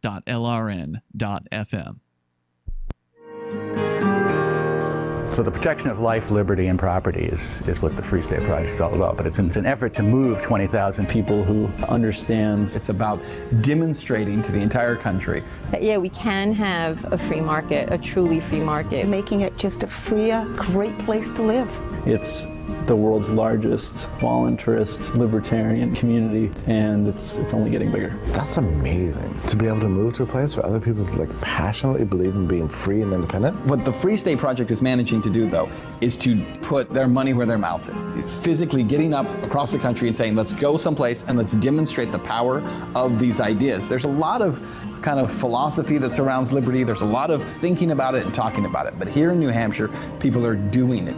101 Reasons Liberty Lives in New Hampshire, a documentary by Free State Project Early Movers. Watch it free at 101reasonsfilm.com. 101reasonsfilm.com. Are you a cryptocurrency advocate? The Crypto Tip is the ideal outreach tool to help new people discover cryptocurrency. It's a printable business card-sized tip that you can give to service providers, preferably in addition to a good cash tip. When the server scans the QR code, it'll bring up an explanation of cryptocurrency, how to install a wallet, and allow them to claim the tip. If they don't claim the crypto, you get your tip refunded to you after a time period you specify. Plus, if they do claim the tip, you get an email alert. Create as many tips as you want at cryptotip.org. That's cryptotip.org. Tired of cancel culture? Sick of mega tech corporations holding an axe over your head? Join the LRN.FM Matrix chat server. It's self-hosted, so no one else can tell us what to do or say. Don't like the existing channels? You can make your own. You can even connect into some of our channels from other Matrix servers. It's federated. For the full LRN.FM Matrix experience, though, you should join our server via the step-by-step instructions at chat.lrn.fm. Chat.lrn.fm. Are you a sneezer? If you're not, can you get close to one? I don't literally mean someone sneezing. Sneezer, as defined by marketing guru Seth Godin, is an opinion leader. When a sneezer mentions something, other people catch what Godin calls the idea virus. Seth Godin says some people are more likely to tell their friends about a great new idea. So identifying and courting sneezers is a key success factor for idea merchants. His book, Unleashing the Idea Virus, is the most downloaded ebook in history, and you can download the whole book free. That's how he's making his idea contagious. Click tips, tricks, and other stuff to help you cut through the clutter at www.survivalspeech.com. I'm Holland Cook. We're still not sure why you'd want to watch, but our video feed is streaming nightly for free at cam.freetalklive.com.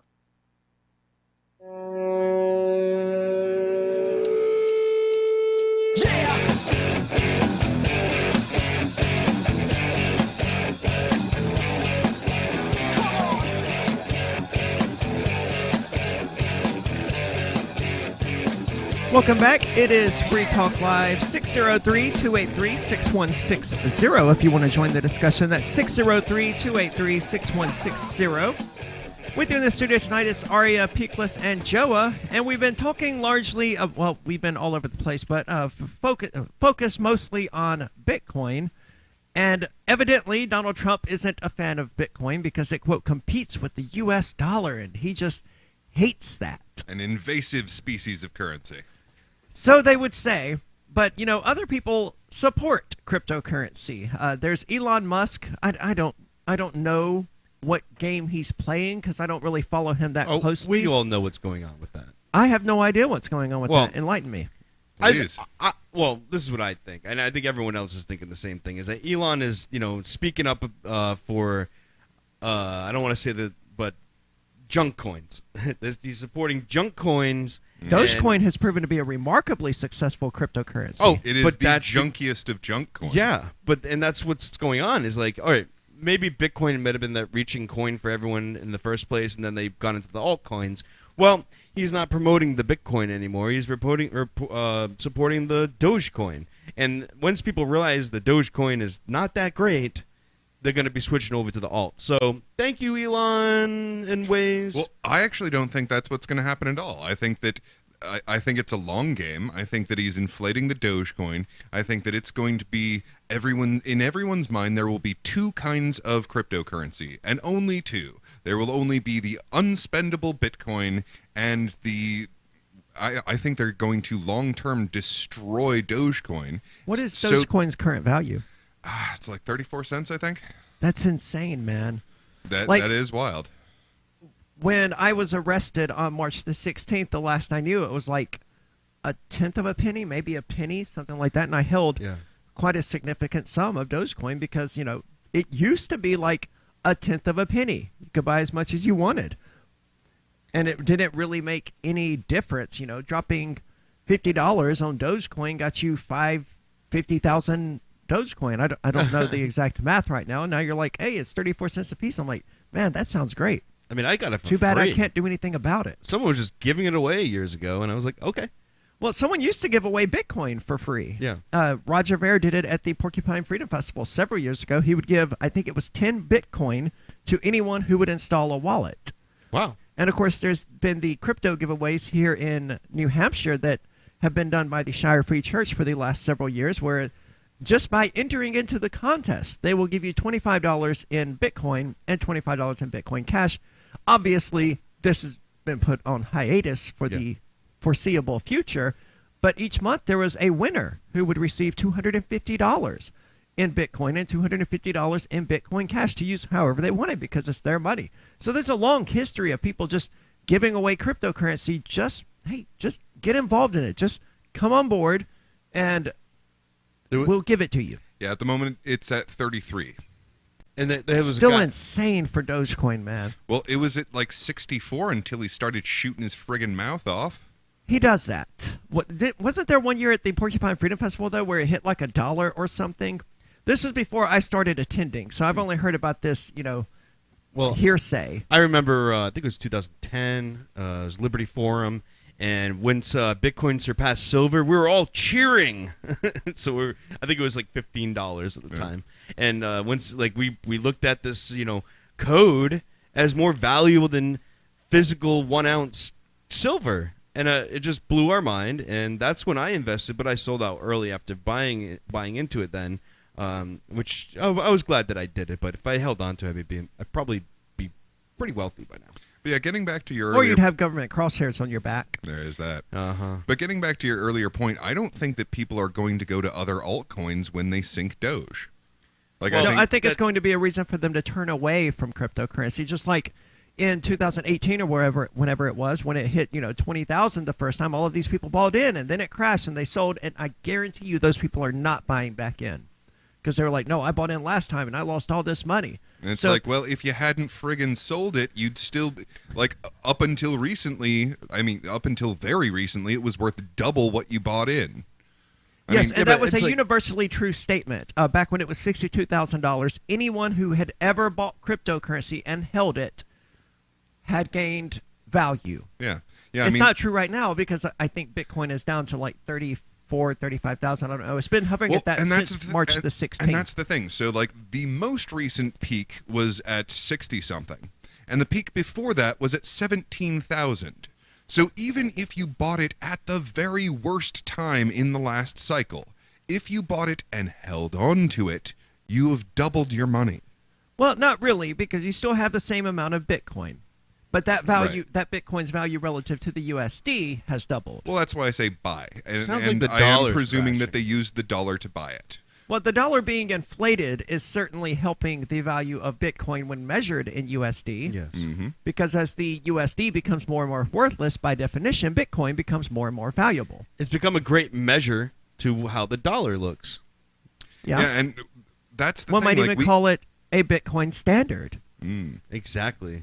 Yeah, Well, I've been comparing Bitcoin to other coins versus USD, and a lot of people still use the USD denominator for their comparison. Well, probably not the best strategy if you're looking at something that's crashing. Well, it's not, but it's the most useful strategy. Like if you tried to sell me a table that was, 120 centimeters long, I would have to sit down and think about how long that is. Versus if you wanted to sell me a table that was 5 feet long, I'd go, oh, okay, I know exactly how long that is. Right. Simply because I'm more familiar with that unit of measurement.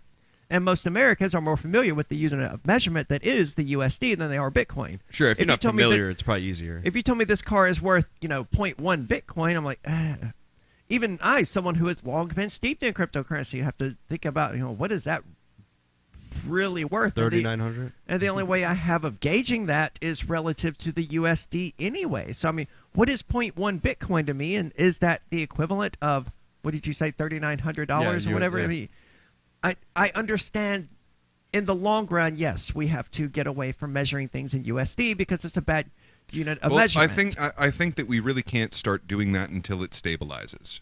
I mean, it is getting less volatile as time goes on. Sure. But it's still very volatile. And until it evens out a bit, and it's tough too, because here's the thing, like, we keep improving technology. So the actual input in order to get all of our stuff, our goods and services, the input that requires keeps going down and down and down and down. But since they keep making the number of dollars in the market go up and up and up and up, we barely, if any, notice that at all. You could say it's Bitcoin's worth 20 times as much as a gold ounce. That's easier. Well, it could be easier, but not if you don't have any understanding of what a gold ounce is worth. Sure. And that's the thing. I mean, like, what Bitcoin is ultimately worth is its network. How many computers are checking this? How much effort and energy and equipment is invested in this? And that changes all the time. So it's really kind of hard to put a particular beat on this. And go back to Doge, I do believe that they're going to create securities around it, like Bitcoin has the Lightning node. So I can see Doge being a viable, trading method. Isn't it true that Doge is limitless and they can always there's no cap on it? It's limitless. And that's kind of the problem with Doge. Well, and the amount that they increase it by every time they increase it is like 10 billion. Yeah. Seriously. Well, it's meant to be a joke, right? It was meant to be a joke. And it's still a funny joke. But to me, the best joke is that you said, I think it's 33 cents, 34 cents. The best joke is that 3 of these are worth $1 United States dollar. $1 backed by the good faith and credit of the American government. Equal to 3 jokes. Yep. That to me is the best joke of Dogecoin. That it accomplished that with its little, what's the name of the dog? What's the breed? Shiba Inu. Yeah, that it accomplished that with that as its logo. It's just remarkable. And I think that's what Dogecoin really has going for it. At a time when all of these other cryptocurrencies are just super serious, Doge still knows how to laugh. What are your thoughts? 603-283-6160. More coming up. This is Free Talk Live. Free Talk Live. What do you think the appropriate punishment should be for somebody who rents out a room to somebody else without government permission? I think it's no more than a cease and desist order. But if she doesn't cease and desist, then what? I guess at that point, you put liens on her property. So that would lead to stealing her home, right? Unless she pays off those liens? That's right. Yeah. So you believe that the men and women calling themselves the government should be able to steal someone's home from them because they rented out a room without giving them money first? If you don't pay your property tax, they put a lien on your house. I know what they do. I'm asking you if you agree with it. I mean, the thing is, all she has to do is just not rent the room and obey. That's right. Just obey. Just bow down and kiss the ring, kiss the boot, and you can die without doing everything you've really ever wanted to do in your whole life. Free Talk Live, 7 nights a week from 7 to 10 Eastern, live on the Liberty Radio Network at LRN.FM. Breaking weather news. Belize is sunny and around 82 degrees every day this week. What's the forecast for your life? If current politics and economic prospects are cramping your freedom, escape to the tropics. ECI Development has affordable second homes for you to own or rent in Belize and other tropical countries. Places with stable governments and growing economies. Secure your freedom now.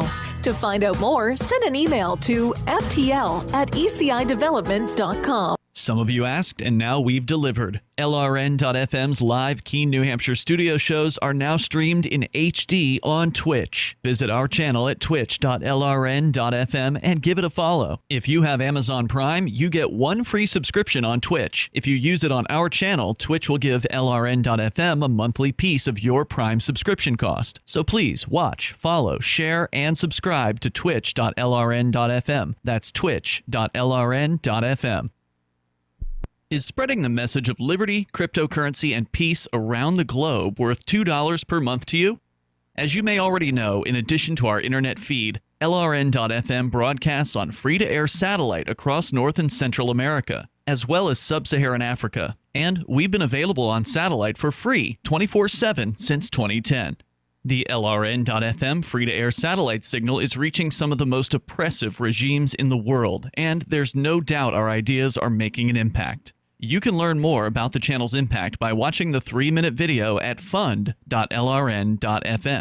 If you'd like to help free minds globally with our ideas of liberty, cryptocurrency, and peace, you can donate as little as $2 per month via fund.lrn.fm. You can help us continue and expand our satellite broadcast to multiple continents. Visit fund.lrn.fm today, and thank you for your help. Don't forget to share the link on social media. That's fund.lrn.fm. If you want to know the latest about Free Talk Live before we go on the air, all you need to decide is how you want it delivered. It's your choice. Visit news.freetalklive.com to receive our usually weekly news updates by email. Plus, we have a Twitter account at twitter.freetalklive.com, and you can follow us on the decentralized Mastodon platform at toot.freetalklive.com. So please follow us at toot.freetalklive.com and sign up for our emails at news.freetalklive.com. After a devastating war, the alien visitors were driven back, and their willing human collaborators were left behind to face the music.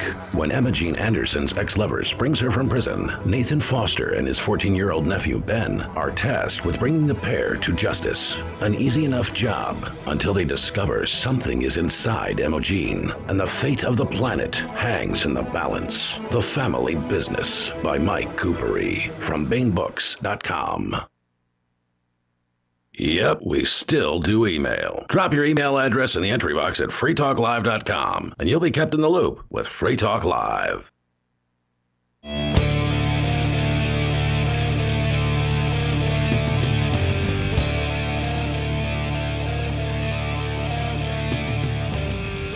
It's Free Talk Live, 603-283-6160. Probably going to ruffle some feathers here, but we were just discussing it. I did IT work for 10 years, give or take, and I absolutely hate IT people.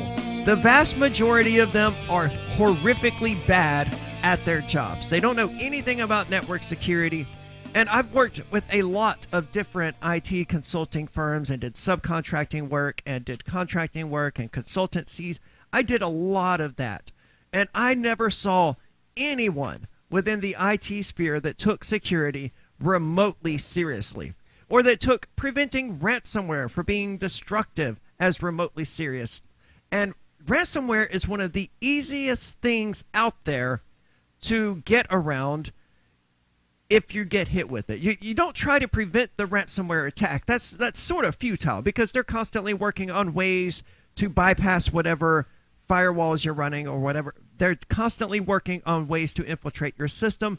And honestly, if they really want to, they're going to social engineer their way in. You can't really do anything about your client clicking a link they shouldn't click. So you just have to accept that this is going to happen. Ransomware is by far the easiest one to recover from. All you have to do is regularly back up stuff. And ideally, have multiple versions of that stuff that you back up stored in a cloud, so that if you have to restore a previous version, you can do that and minimize the loss to no more than a day. There's all sorts of software out there that allows people to do this automatically and to restore an entire company's files to 250, 300 computers with the simple click of a button. And yet IT companies and IT professionals are still not doing anything to actually have any sort of ransomware recovery mechanism in place. And this is why the pipeline thing that happened recently is so frustrating, because this should have been 3 clicks for a competent IT person to recover from this. Sure, you might have to reinstall some operating systems. There may have been some that were just too corrupted by the ransomware, but even then, everything should have been backed up. You reinstall the operating system. You hire people to reinstall the operating systems if you need. You know what this reminds me of? I would hear all these stories of, so I was working on this paper for like 3 days, and then like the power went out and I lost everything. It's like, wait, you worked on this for 3 days and never clicked the little disk to save the darn thing? Right. Why? It's very similar to that, except these companies that hire these IT people, they think that the IT person is clicking the little save thing for them. But in reality, they're usually not. They're opening up ports to make the end user's convenience more convenient. They're like, oh, you don't want to do this. Instead, we'll just set you up with this open port. You can, using the default port for RDP and your default. I've worked with companies that use the username of the employee's first name with the same name as their password. So if they were named like George, that was their username, and their password was George. And then when they get hit with ransomware, they go, how did this happen? Because well, this I think IT those company companies have it coming. Because, look, no, it's not their fault. No, it absolutely it's the IT is. person's fault. It is absolutely their fault. As someone who did this professionally, it's the IT person's job to explain to them why that's bad. Right. But believe it or not, that IT person didn't do it. Well, and how many times are they saying, well, what I really care about is the I want it to be easier for my employees. I want the user interface to be easy, and they don't care about security. Well, if that's what you're focused on, then that's what you're going to get. Well, not with a good IT person. That's the problem with the IT industry out there. Is it's like, oh, sure, you want these easy to guess passwords and usernames? That's not a problem at all. Well, years ago, when my bank started their online banking app, I just went into my, the brick and mortar bank, and I asked them, I want to set this up, and they showed me, they walked me through it, and they set up my username and password. I didn't choose these things. They did it for me, and then they told me my password was, I'm not going to say what it was because I don't want anyone having a vulnerability in the back, but it was just so simple. Was it a temporary password that when you signed in the first time you had to change it right away? I absolutely changed it, but I just don't want to even say it because... Was it something that you had to change, though? Because that's really common. They give you I didn't have to change it, but it Something was along the actually lines the of clerk that did guest it. Or password or user. Yeah, I won't allude to anything, but yeah, it was very simple, very easy to guess. Like if anyone, the name of the company. Oh, you don't even want to know. You don't even want to know. But, I just they're doing this for everyone, and I was just thinking oh, if I could just run this plate of the next person going in, they'll know. Everyone can figure it out. What this password is if the guy didn't have an online bank account and that's what his intention was going in Well, that's there. the thing. If these companies want to maintain their dominance in a technologically advanced society, you better figure out how to vet your tech people. Get better security. Big hint. Get good tech people to vet your tech people. But the tech people are the ones who vet other tech people. I mean, it's just that whole racket with doctorate degrees all over again, except it's tech people who all suck equally, saying, oh, yeah, he's a great tech person. He'll do you right. Check their portfolio. He's see just what they as bad can do. as the other. I mean, check their portfolio. See what they can do instead of paying attention to how many doctorates they have. Seriously, a lot of it is they think that the educational system that we're running on is any good whatsoever. It's not. So if you come in and it's like, oh, well, I have, well, 5 I wasn't degrees talking in about the electronics. education system at all. I've never had an IT company. I've never had an IT company ask me for a degree, and I've never had any of my clients ask me for a degree. That was just, how to get approved into being a doctor, you have to have the approval of other people who are already in that racket. And that's how it is with IT people. To really get in there, you have to get vouched for by this other IT person. Except it's not really like that. But, if you have to get vetted to be an IT person, it's by another IT person who is probably not qualified to vet IT people. Well, look at the effects of what they do. If they keep your stuff running, then they have some skill at keeping your stuff running. Yeah. I just wanted to say one more thing about this article I'm reading.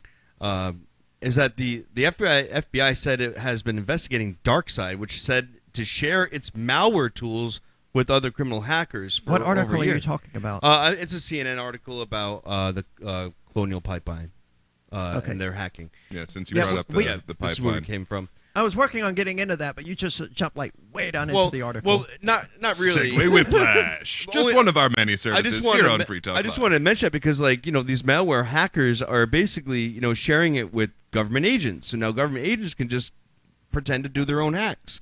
So it's really, really bad tech support at this point. Well, it's just like the FBI being the largest distributor of child pornography on the planet for the year 2019, I think it was. They're committing all of these crimes. They're using all of these exploits and hacking tools. They didn't even bother filling out the paperwork to do it. Yes, and they say they're trying to cut down on the child pornography or whatever. Yet they, in quote, cutting down on the child pornography, end up becoming the largest distributor of child pornography on the adding planet. to its supply. While they were in charge of this, they added new parts of child pornography. They added to the supply. It wasn't even just that they were distributing child pornography that existed. They added new stuff. And how did you get away with that? In order to prevent people from being exploited by these ransomware hackers, the government has to exploit people and hit them with ransomware hacks. I feel like it's so decompartmentalized that maybe not all the hands know what they're doing. And this is enough for them to, say, oh, it's not our fault, so... Well, it's someone's fault. I'm sure it is. If I painted myself into a corner to the point where I got ransomed, my first response would be, how would you like a job? Because clearly you're better at this than my IT people. Right? Sure. Okay, but why would that person here's the ransom you're asking. How about I give you double that and a job? Well, usually that's the direction what government does, is that when they capture someone for doing fraud and that sort of thing, they usually go, hey, you're really good at this. Can you help us catch fraud? And they offer big bucks, so why wouldn't they take it? Or they're being threatened for the rest of their lives in jail, and they don't really have much of a choice. I don't know if you saw Catch Me If You Can with the, what's his name? Leonardo DiCaprio. Yeah, that's it. Yeah, and that's basically what they did, is they hired him after they caught him. Well, they did that with at least one person. I don't know that they have a regular history of doing this, but according to the movie, they did at least do that with him.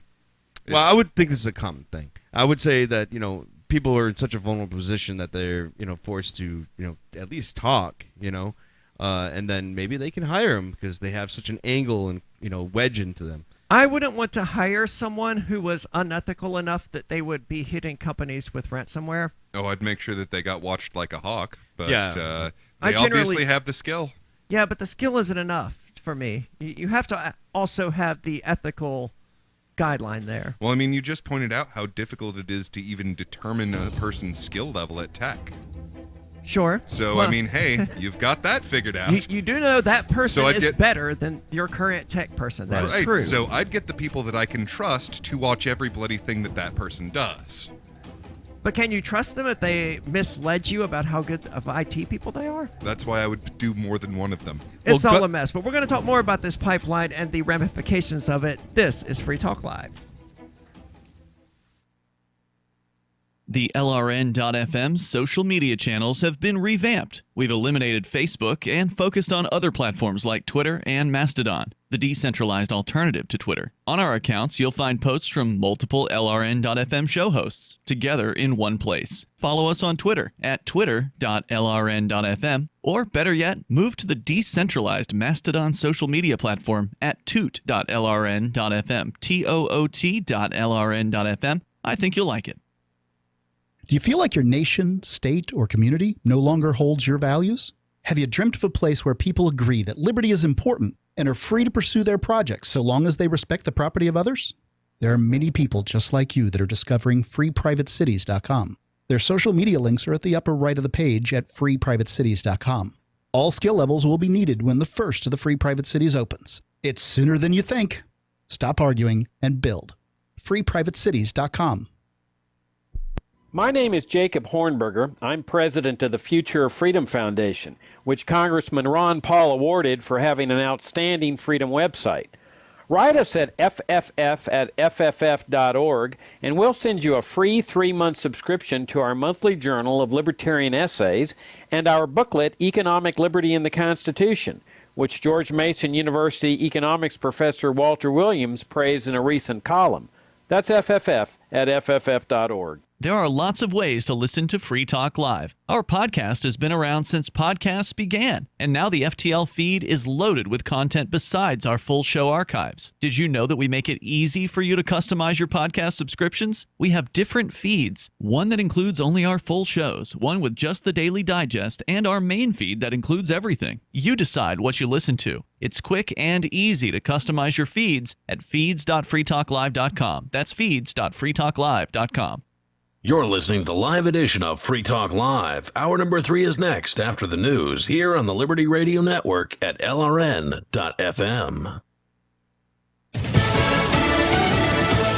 Calling for new rules. I'm Lisa Lacera, Fox News. The federal government looking to tighten rules for certain types of guns. The Justice Department has issued a new proposal that would require individuals who use accessories to convert pistols into short-barreled rifles to comply with heightened regulations. The department's rule would make clear that restrictions on short-barreled rifles would also apply to pistols equipped with some type of stabilization brace, allowing the weapon to be fired from the shoulder. The Justice Department is also publishing model legislation that states can use to craft extreme protection laws, referred to as red flag laws, that allow police or family to petition a court to remove firearms from someone who presents a danger. Fox's Jared Halpern. A report on the origins of COVID-19 prepared last year by a U.S. government lab found the likelihood the virus escaped from a lab in Wuhan, China is plausible. That's according to the Wall Street Journal.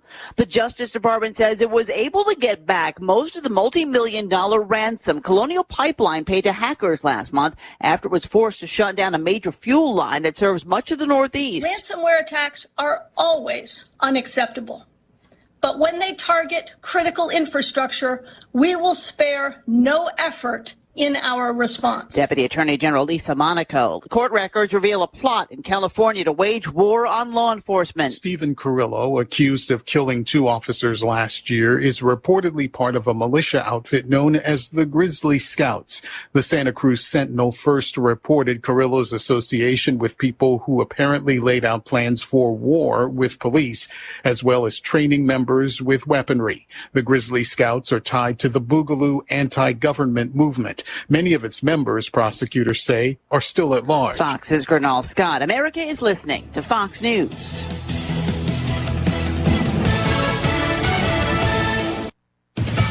The Coast Guard swoops in with a helicopter to rescue a Bay Area man stranded in the Pacific. It was not a smooth trip for a Marin County man. Tried to become the first person to kayak all the way from California to Hawaii. I had a technical failure of one of the key components of my equipment that deals with bad weather. Cyril Jeromo of San Rafael paddled for 6 days before rough season high winds forced him to call for help. When the Coast Guard come and save you, they save your lives, they don't save your boat. The rescue happening about 70 miles off the coast of Santa Cruz. Now he has to get his boat back. When the seas are better, and I can actually go get Valentine. He says the kayak started taking on a lot of water and it will need to be fixed, but he says he will try the 2,400-mile trip again in the future. CJ Papa, Fox News. Jeff Bezos says he'll be along for the ride when his Blue Origin space company makes its first launch attempt with a crew next month. Bezos and his firefighter brother will take part in the 10-minute hop. The flight is scheduled for July 20th, just days after he officially steps down as CEO of Amazon.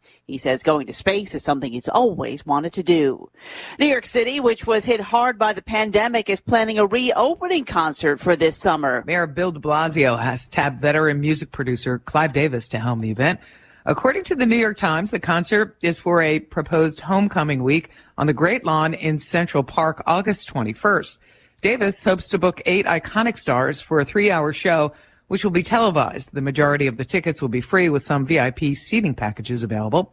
In adherence to the ongoing COVID-19 guidelines, the mayor's office stated there will be vaccinated and unvaccinated sections of the concert, and 70% of the tickets would go to vaccinated individuals. Michelle Polino, Fox News. Wall Street, the Dow lost 126, the Nasdaq up 67, the S&P off 3 points. I'm Lisa Lacera, and this is Fox News.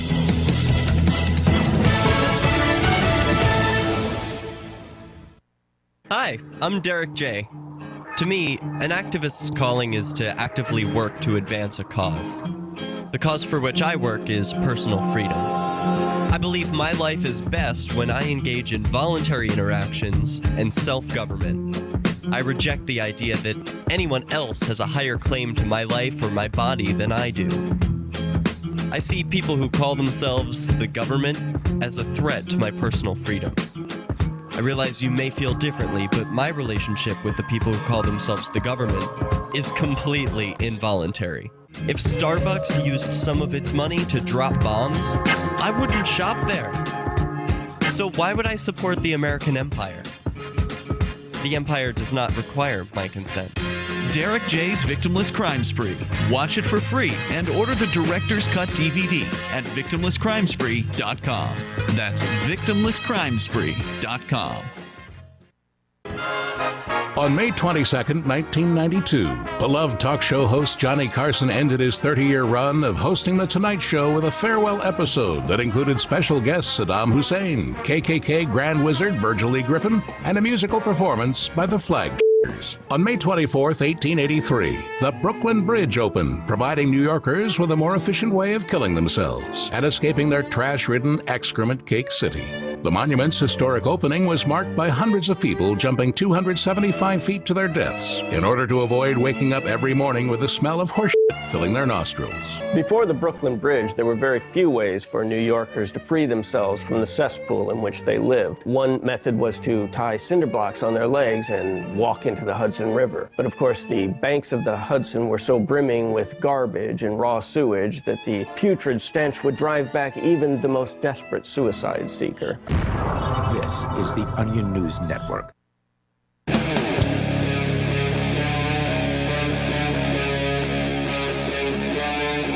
Free Talk Live.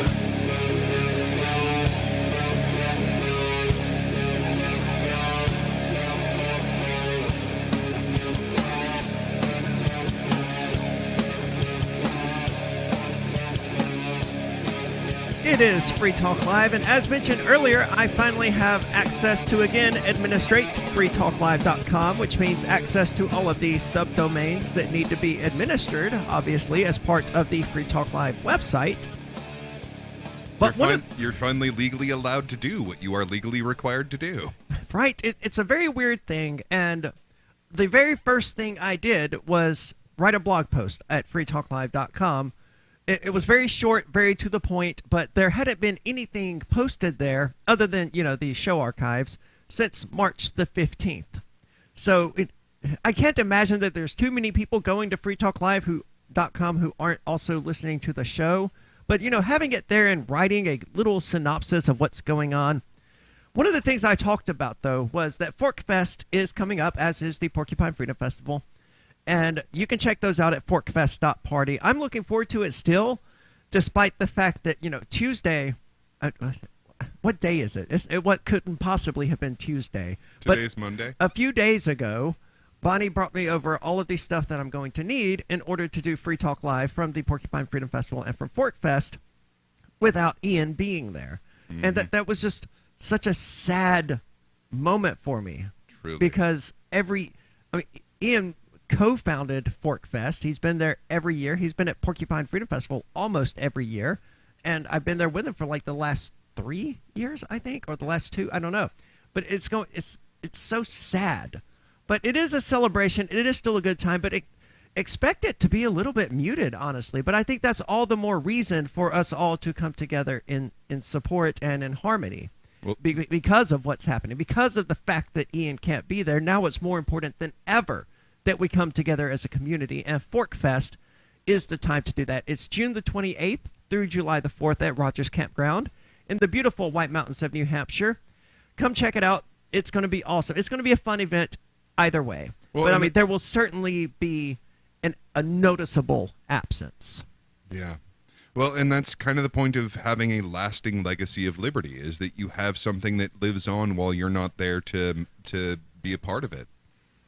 And but that's so bittersweet, though, man. Well, and as far as this one, I mean, so the event directly before it has completely sold out. So the campground is full the week before. Well, and the I think event has sold out. I don't know how many campsites are. All of them. All of them. Really? All of the campsites sold out as well? All of them. Yep. Well, that'll be convenient. Well, come check it out if you can. I hope you already have tickets because evidently you can't get them. But I will be doing a presentation Saturday morning, hopefully at 11 a.m. It's currently listed at 10 a.m., but I'm discussing with the guy about that because that's pretty early in the morning for me, especially on a Saturday at a festival. You want me to be awake and presentable and lucid at 10 in the morning? Good luck. That's extremely unlikely, but I'll do my best. Yeah, but I'm doing a presentation there on the Crypto 6 and the long-term implications of this case and what the U.S. government, it seems to really be trying to do. The Crypto 6 is just a small part of that. Really, it's about gaining control of cryptocurrency. And the Crypto 6, is, like I said, is just a part of that. So check out the Porcupine Freedom Festival. Sure, if you don't already have tickets or your site booked, then you're screwed. But as far as I know, and if you're salty about that, there's still campsites for Forkfest available. What we assume. Last I checked. I have no idea what's available for Forkfest or not. I know that I called Rogers a few weeks ago to confirm that everything was still good because Ian can't attend, and obviously everything's still good. But yes, Forkfest.party, June the 28th through July the 4th. You can find out more about Forkfest at forkfest.party. This is the 5th year in a row that the festival has happened, so there is a bit of a legacy here. It's just unfortunate that, I mean, honestly, there's two people that are going to be missing from this festival in particular that are just noticeably, it's going to be a gap. That's Jazzy and Ian. Yeah. But it's still going to be a good time. Well, and it's still important for us all to come together. As big of a part of liberty, especially here in New Hampshire, as Ian is, it's something that will live beyond him. If you take out one of our heads, we will grow two more. Like, that is how this works. Liberty is bigger than any one of us. It's growing exponentially because people are waking up. And I mean, that's all great. And one of the things I pointed out today is, like, you know, it's great that Free Talk Live now has a second studio that we can do the show from. It's great that Forkfest is going to continue. But let's not forget the very real human element here where the U.S. government destroyed friendships.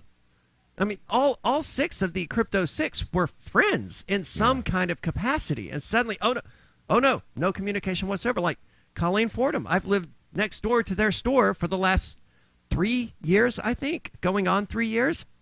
No contact allowed whatsoever. Ian, I've been working alongside him, seen him multiple times a week since I came to New Hampshire. No contact whatsoever. That, to me, is the worst aspect of it. It's not the fact that, you know, it's good that Forkfest and Free Talk Live and all of these other things will go on, but, you know, my friendships just got destroyed. Yeah. Well, so did theirs. These thugs are in the business of destroying genuine human connection. Now, they don't usually have this heavy of a hand about it, but yeah, it definitely adds a bitterness to the sweet. But it's still going to be a good time. You know, it really will be. But it'll always be there. At least it'll always be there hanging in the back of my head that someone is not there who should be there, but who can't be there. Yeah. But it's still going to be a good time. But you know what won't be there, hopefully? Ransomware. And that's another thing that sucks about Forkfest. You know, every year last year, I don't think I ever spent USD throughout the entire thing. And I think that was true of the year before. This year, the only thing I can spend is USD. Oof. I hope people are accepting it then. Everyone accepts USD. I've never had anyone say they wouldn't accept USD. I could, in theory, spend goldbacks, but shortly after I got out of jail, I ended up having to liquidate my goldbacks in order to, you know, deal with the financial reckoning that had just happened. Yeah. I enjoy going to bars and asking them, do you take Federal Reserve notes? Well, and it's an important point to note that, like, the point that we're at right now is very much the multiple currency point. Like, that is how we get out of the oppression. That is how we get out of the Fed's manipulations, is right now, yeah, still take U.S. dollars. You have to survive. That's where we're at. But also take cryptocurrency. Also take gold backs. Diversify. Exactly. So you never know which angle, the oppressor is going to come at you, and might as well use whatever means you can. Absolutely, but we do know what the ransomware people, what angles they're going to come at. That's one of the only real criticisms I have about cryptocurrency as a whole, is that it did really make ransomware possible. Prior to that, you couldn't just wire $15,000 to some bank account and not be able to pull that back. But once you send that $15,000 in cryptocurrency, theoretically, it definitely changed the risk profile on it, because I mean, you could still do ransoming. You just do it like it's on the movies, where, okay, well, you need to bring a suitcase of non-sequential $100 bills to this location. And as it turns out, cryptocurrency made that a lot easier, and ransomware was born. But evidently, this pipeline that was just hit with ransomware a month or so ago, I don't remember how long ago it was, had actually recovered the cryptocurrency. Yeah, the Justice Department said it seized approximately You're talking to the side of your mic. 2.3 million in bitcoins paid to individuals in a criminal hacking group known as DarkSide. The FBI said it has been investigating DarkSide, which is said to share its malware tools with other criminal hackers. That seems like a bad move for a criminal hacking organization. Hey, we have these tools. You want to hack people? Sure, you can use our tools too. Yeah. And so 2.3 million, is that what you said? Yeah, 2.3. That is a very high ransom. Like all of the companies that I ever dealt with who got hit, they did want a whole Bitcoin, but that was like $500. It wasn't the... I've noticed that over the last several years, the ransoms being demanded have just become insane. $2.3 million. Well, that's how much they recovered. It was $4.4 million. So they only recovered about half of it. Yeah. Oh, so the plot gets even thicker. Maybe they knew this little bit was going to happen. I don't know. How did this happen? We're going to get into it. 603-283-6160, though. You can call in, join the show. The Terran Federation and the Terran League have been killing each other for decades. Sheltered, wealthy, and light years from the threat, the members of the 500 have no interest in changing that. When Rear Admiral Terrence Murphy is given governorship of a backwater system, a risk-free path to wealth and power is his for the taking. But Murphy is a man of honor, duty, and responsibility. He intends to stop the killing, whatever the cost. Governor, by David Weber and Richard Fox, from BaneBooks.com. Are you tired of governments murdering people around the world? Stop using their money. There is an alternative. Bitcoin is a stateless, free market, non-political currency. Bitcoin cannot be inflated or controlled by any government. By using their money, you're helping the state. Stop doing it. You have an incredible alternative available now. Learn it, use it, spread it. Get started with Bitcoin at Bitcoin.com. That's Bitcoin.com. What if you want to hear the latest episode of Free Talk Live, but all you have is your phone, you forgot to download our archive, and you have no data connection? You can call our Listen line at 641-793-0191. That's a long-distance number, so you may incur charges. If not, listen as long as you want. 641-793-0191. The Free Talk Live Listen line, 641-793-0191. Do you feel like your nation, state, or community no longer holds your values? Have you dreamt of a place where people agree that liberty is important and are free to pursue their projects so long as they respect the property of others? There are many people just like you that are discovering freeprivatecities.com. Their social media links are at the upper right of the page at freeprivatecities.com. All skill levels will be needed when the first of the Free Private Cities opens. It's sooner than you think. Stop arguing and build. freeprivatecities.com. On Free Talk Live, we're bringing people to the ideas of liberty every day. From wrestling superstars like Glenn Jacobs. You guys really are having an impact, I believe. Like I said, a lot of where I am now is due to listening to Free Talk Live. You changed my mind on some very important issues years ago. To random people tuning in on the radio. I was kind of stuck in the left-right paradigm. I heard your show by chance on a Saturday night. From there, I went on, joined the Free State Project, and become an amplifier. So, I mean, that's really the reason why I amp is because I know that if it wasn't for you guys being on as many stations as you are, I never would have found the ideas of liberty. Your amp will directly change more lives by getting Free Talk Live in front of people looking for talk radio online and on the air.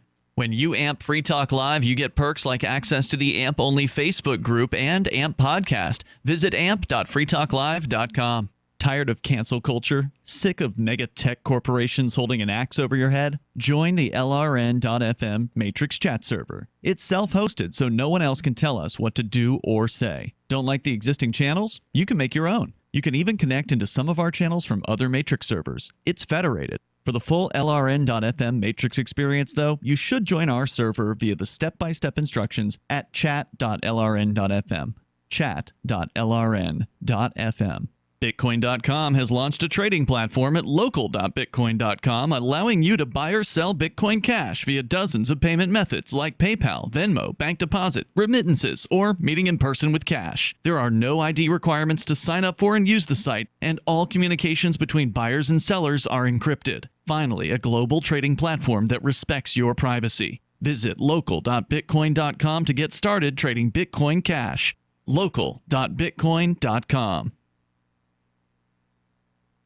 Got Telegram? You can follow our channel there and discuss show prep with other listeners at telegram.freetalklive.com.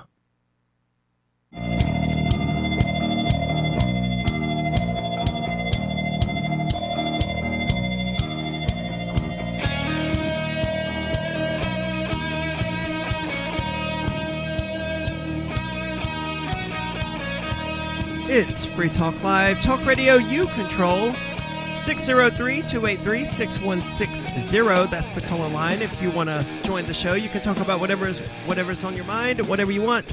Or you can talk about what we've been discussing, which is primarily cryptocurrency, ransomware, Bitcoin, sort of the same things that we've always discussed, that we prefer. Oh, I thought we always discussed the masks. That's what I was about to get into. Yeah, is that we've been accused of just talking about the mask. I mean, that's true to an extent, but that's because the mask, really bothered us for whatever reason. Me, as a trans person, I don't particularly care for being told what I can and can't wear, or what I must wear, or what I must not wear. But hey, let's not get into that particular kind of worms. I seem to remember some kind of historical event where people were told to wear a thing. It'll come Dude, back to me. don't even make that analogy. It'll come back to me. But if you like the show, if you value the idea of being able to call a national radio show and express your opinions, talk about whatever you want, then you might consider joining the AMP program. You can find out more about it at amp.freetalklive.com. It's money that is used strictly to advertise, market, and promote Free Talk Live. So if you value the ideas of liberty, getting the message of liberty out there, getting Free Talk Live into more ears, the AMP program is the best way to do that. I want to say thank you to Noble SHT, who is tonight's amplifier. All we ask is $5 per month to join the AMP program. And you get a number of cool little benefits like an AMP-only Facebook group. I think there's an AMP-only group in the Matrix server, which you can find at matrix.freetalklive.com or chat.freetalklive.com, actually. So it does come with a number of cool little perks, but if you join, it should be because you want Free Talk Live to reach more people. So check it out, amp.freetalklive.com. That's amp.freetalklive.com. Now, we're talking about this ransomware attack on the pipeline recently, where they evidently paid $4.4 million in cryptocurrency to the hackers, but have somehow managed to recover $2.3 million, more than half of it. Yes, the ransom recovery, which is the first seizure undertaken by the recently created Department of Justice Digital Extortion Task Force, is a rare outcome for a company that has fallen victim to a debilitating cyber attack in the booming criminal business of ransomware. Yeah, I'm immensely curious how this could possibly have happened. Well, didn't they make a change to Bitcoin recently where, there are certain circumstances in which a transaction can get reversed? Yes, but you wouldn't expect the ransomware company to have actually decrypted the files until the transaction had been confirmed at least once. Because that's replaced. Oh, so after it gets confirmed once, they can't reverse it? Yes, that's replaced by fee. It's where you can undo a transaction that you broadcast by sending a higher fee in the hopes that the higher fee will cause the miners out there, the people out there who are confirming these transactions, to prioritize yours and make that happen, in which case the other one, the previous one, gets pushed to the side and never happened. Especially, like if you send all of your Bitcoin to a hacker with a very low transaction fee, then that's not going to be a very high priority to miners. So you send it with the low transaction fee, and they say, oh, okay, now they've decrypted my stuff. It still has no confirmation fees, so I'm going to send it to this other wallet that I control, and I'm going to use a very high transaction fee so that the miners prioritize that one. Then you send the Bitcoin to yourself, you liquidate that wallet so that the other transaction can't even happen. That's replaced by fee, and I'm not particularly a fan of it because it allows for someone in theory to go into a store and buy a thing and then go outside and undo that payment, which isn't good. The idea of someone doing that for like a bottle of soda or a cheeseburger or something, it's extremely unlikely. Every time that I've used crypto to buy something, we wait until it gets confirmed. Really? Yeah. I mean, maybe not full confirmation, but at least the first one. Do you not use AnyPay? I do not. Oh. Most of the cryptocurrency that I've used here in Keene was done using BitPay or AnyPay, and usually those just wait until the transaction has been broadcast because the risk is very, very low that someone is going to actually use replace by fee. Is that because it's so fast? Now, is that a... Well, it's because it's not worth it to someone's reputation to undo a $1.27 transaction or whatever. Right. You can never go in that shop again. And you're not using Bitcoin to make a $1.27 transaction in the first place. You'd be using Bitcoin Cash or Dash or something, which won't have that insanely high transaction and doesn't have replaced by fee. Right. So that's why I like, on the list of reasons why I really like Bitcoin Cash is because you can't do that nonsense. Well, Colonial Pipeline is they have taken the early steps to notify the FBI and followed these instructions that helped investigators track the payment to the cryptocurrency wallet used by the hackers, believed to be based in Russia. They had to put that in there. But yeah, no, following the money remains one of the most basic yet powerful tools we have, Deputy Attorney General Lisa Monaco said Monday during the DOJ announcement, which followed CNN's reporting about the recovery operation. So they followed where this money went. Yes. Which is very easy to do, which is why Bitcoin isn't secure, because you can trace every transaction back to the Genesis block. Well, of course they're saying it's Russia, but, I mean, that just sounds to me that they used the VPN out of Russia. That's all it sounds like to me. Well, it could be that. I mean, it could be that they're Russian. They certainly didn't provide any reason to believe that they're Russian, but they also didn't really provide any reason to believe that it was just someone using a VPN. They just made the allegation, right. Which is useless. But this is also CNN, so sure. And then they're going to say that Lisa goes on to say ransom payments are the fuel that propels the digital extortion engine, and today's announcement demonstrates that the United States will be able to use all available tools to make these attacks more costly and less profitable for criminal enterprises. Well, it just seems like they're just going to double what they want, and then hopefully they only take half, like you see in this article. They took 4.4 million, and they were able to take back 2.3. I'm we really still haven't curious. seen anything in this article saying how on earth did you do that? Yes, that's the part that I want to know. It's a good point. Maybe they want to express that, but the CNN previously reported that U.S. officials were looking for any possible holes in the hackers' operational or personnel security in the effort to identify the actors responsible, specifically monitoring for any leads that might emerge. It just seems like they did a shot in the dark for this. I don't know how they actually came about. Yeah, I gotta find it. I gotta tell you, I find this entire claim that this article is making incredibly suspicious. Well, they're saying there's sources that figured this out. So they must have had some rat or something in the criminal enterprise. Yeah. that said, "Oh, well, Ran so some here's where it actors. is. Here's where half." Oh, I wonder if that was like if they intentionally gave that information out to like give them less motivation to find us. It's like, okay, well, I'm a rat from this dark side organization, and I can tell you that half of it's over here. I don't know, and it doesn't seem like this article is going to say, which is kind of frustrating. Mm-hmm. But that's CNN for you. Yep. I can use CNN I can use MSNBC. I didn't ask for CNN. Oh, I thought it was CNN. No, it's MSNBC. Oh. I need to ask. What's the CNN. difference? Well, the difference is Very they're little. different websites, and I'm on a legal white Oh, list. I mean, But besides what you have to deal with. 603-283-6160. If you know how this was accomplished, give us a call and let us know. It's Free Talk Live. Carl Watner, longtime proponent of a voluntary society, died last December. You may have seen his articles published on his website, voluntarist.com, in his newsletter, The Voluntarist, the Mises Institute, or elsewhere over the last 40 years. His newest book, I Must Speak Out, Volume 2, The Best of the Voluntarist, is now available via Liberty Under Attack Publications. This 430-page second volume spans the years of 2000 through 2020 and includes articles by Carl Watner, Hans Hermann Hoppe, Carl Hess, Benjamin Tucker, George H. Smith, Lysander Spooner, Pete Eyre, Joyce Brand, and many others. I Must Speak Out is for the newly initiated, the veteran voluntarist, or anywhere in between. Buy the book now at libertyunderattack.com/voluntarist. For more great content on building a voluntary society and for Carl's extensive archives, check out voluntarist.com.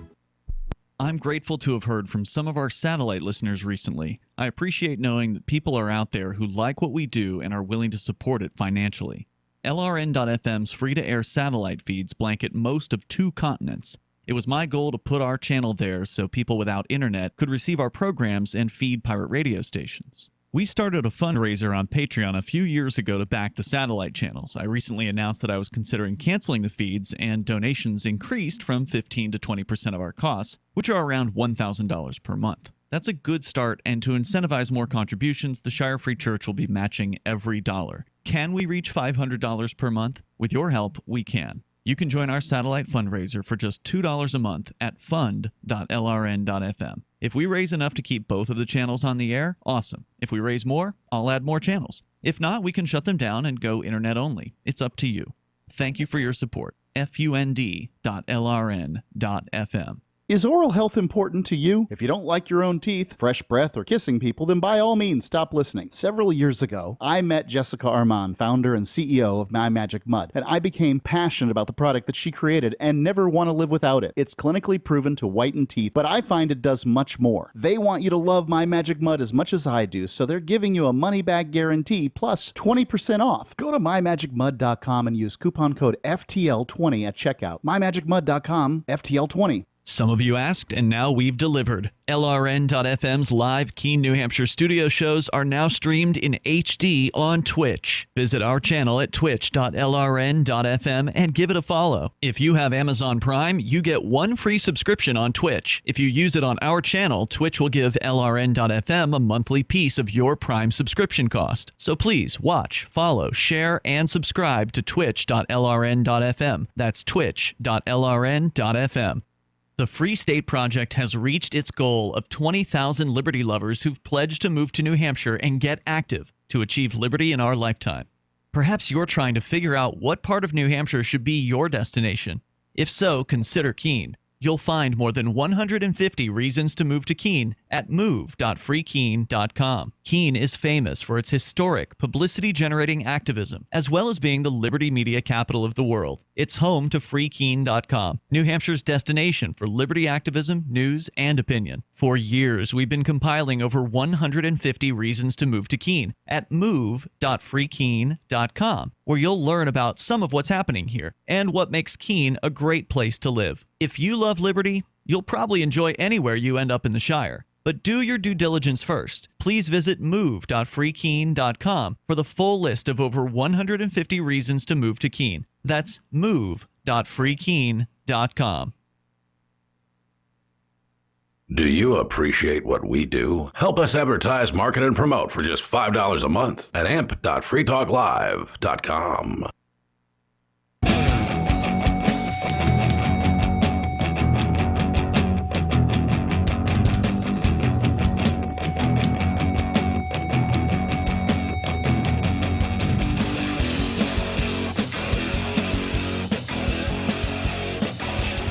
is Free Talk Live, 603-283-6160. There's still time to join the show to express your opinions on national radio. What other show allows you to do that? 603-283-6160. With you in the studio tonight, it's Aria. And Joa. And Peakless Mountaineer. I should say with you in the Amdusia studio, because we have to have two studios now, and this is because if you go to thecrypto6.com, you will learn all about it. On March the 16th, the Free Talk Live studio and several other properties, including my house here, were raided by a joint task force, including the FBI, the U.S. Postal Service, the IRS, and a number of other places, all in the U.S. government's war on cryptocurrency, because its war on the invisible enemy wasn't enough to sate its bloodlust. Its war on terrorism wasn't enough to sate it. Its war on drugs wasn't enough to sate it. It must always be fighting and clamoring for control over every aspect of our lives, and cryptocurrency is poised to resist that. So obviously, it wants to have now a war on cryptocurrency, and it's a broad approach enveloping things like library, blockchain as a whole, Coinbase and Kraken and all of these others becoming the gatekeepers of cryptocurrency. It's a war on cryptocurrency. And it's certainly a massively multi-pronged attack. And the Crypto 6 are in the crosshairs. That's the word I'm looking for. I think that's the word I'm looking for. I don't know. So go to thecrypto6.com to learn more about it. It's been a hectic few months, and I don't expect the next few months to be any less hectic. But the video that's there, someone sent it to me privately. It's very well done. Definitely worth watching. It's like a minute and a half long. It gives you a brief overview of everything that's happened. There's some links there, thecrypto6.com. Check it out because it's a big case, and it's going to affect cryptocurrency for decades to come. So if you value cryptocurrency, or the hosts of Free Talk Live who currently have their necks under the guillotine here, then contributing to thecrypto6.com is probably not a terrible way to go. Check it out, thecrypto6.com. We were talking about the pipeline and the surprising revelation that the U.S. government managed to recover 2.3 million of the cryptocurrency that was sent to the hacking firm that infected the pipeline with ransomware. And the only thing that I can think of that would actually get this done is if they already had a mole in that organization, which is very much the sort of thing that the FBI likes to do. Well, I would think that it's decompartmentalized to the hacker group itself. They're probably not all in the same room. They're all spread across the world, and I'm sure they could just kind of put one in there, keep it nice and secret. Well, I'm curious how big this group is, because I can't imagine it being more than like 4 or 5 people. It seems to me more likely that there was some sort of plea deal agreement where they tracked down one of the people and was like, hey, you give us half of this back, or we're going to have your police arrest you and extradite you. Well, but then I don't know. Why would the FBI go through that trouble when they could just have Interpol arrest the person? Could I be indulged in a brief tinfoil hat moment, please? Sure. So here's a thought of a reason I would do this if I were the FBI. So as we've pointed out, like, cryptocurrency is an effective tactic of changing the scam that they have been running for the last 100+ years when it comes to money. And it is a pivotal change from, like, if we completely move currency to cryptocurrency, war as we know it is over. They can't have these endless wars in the Middle East like they've had for some people's entire lifetime.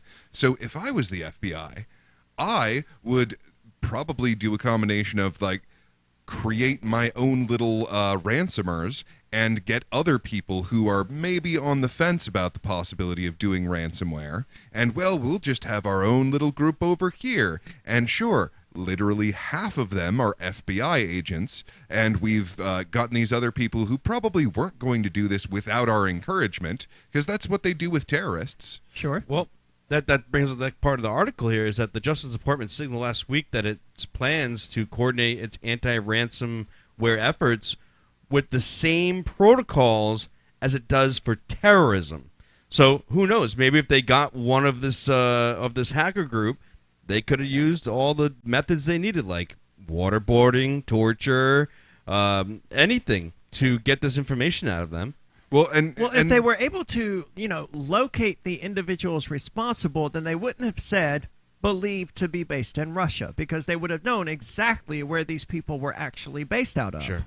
I'm sure they wouldn't lie to us about such a thing. But seriously, if I was the FBI, this is a double win. I get to make people more suspicious of Russia, and I get to undermine people's faith in cryptocurrency being secure. Because then I get to look like, as the FBI, I get to look like, oh, see, I'm so good at this, even cryptocurrency can't stop me.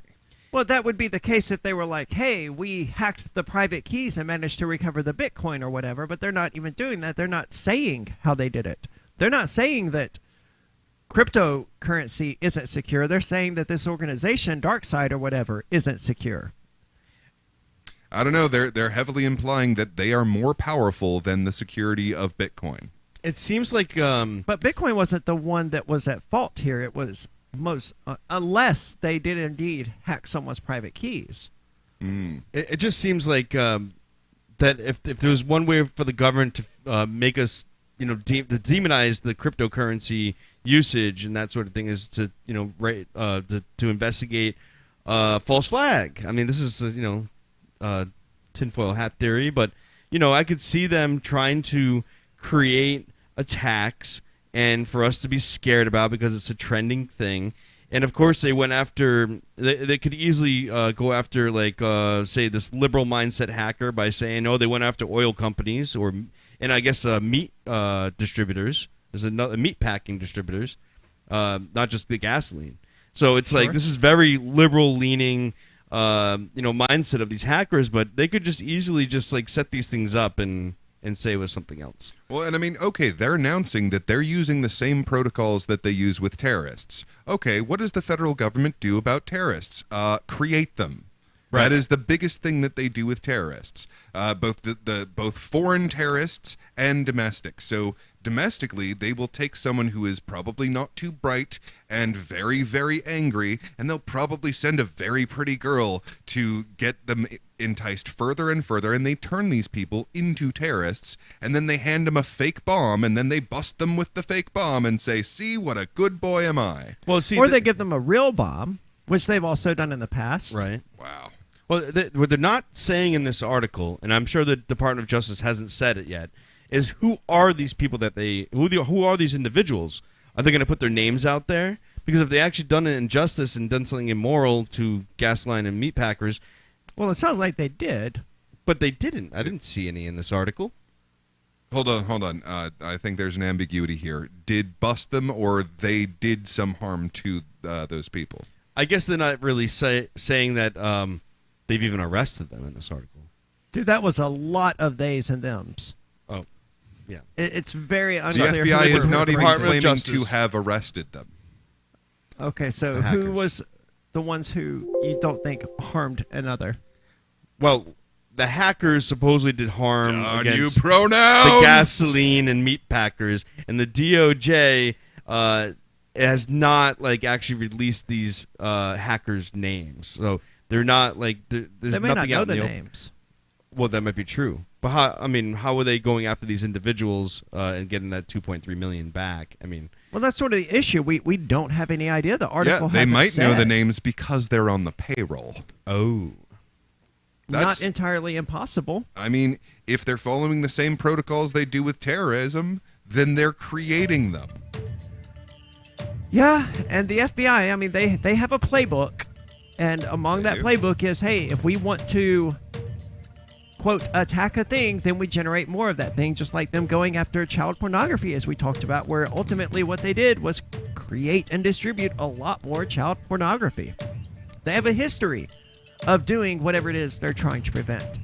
What are your thoughts? 603-283-6160. This is Michael Dean from the Freedom Fiends. I've run websites since 1996 and have used over a dozen web hosts in that time. AgristHosting.com is the only one that hasn't broken my heart. Agrist Hosting's uptime and service is stellar, and their DDoS mitigation is the best I've seen. That's important because if you tell the truth in this world, you'll ruffle feathers. And some people will try dirty tricks to silence your voice. No matter what the haters hit us with, Agrist Hosting keeps our websites online. If you have a mission-critical commercial presence or a world-changing activism site, you cannot tolerate any skullduggery.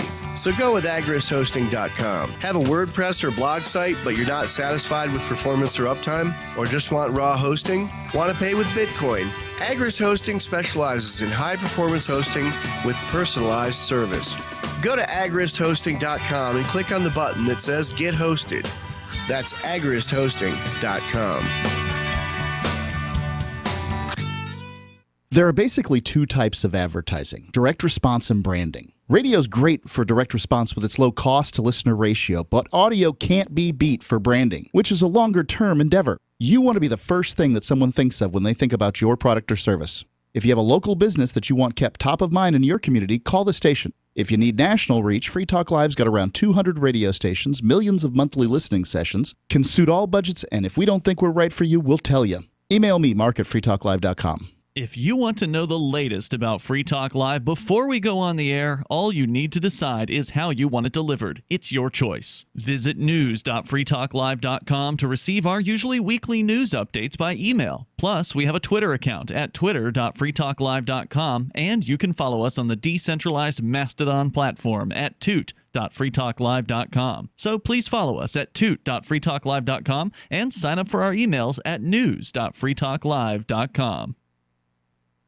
We have some good news. The indictments against Ross Ulbricht in the District of Maryland were dismissed with prejudice, meaning they can never be refiled. This is especially good because those indictments contain the only charge ever made that Ross engaged in murder for hire. This was a serious allegation that Ross Ulbricht denies. It was never prosecuted or ruled on by a jury, but was trumpeted by the federal government and the media as if it were proven fact. The Maryland court held these indictments for almost 5 years, poisoning Ross's case and leaving him under a cloud of unproven allegations.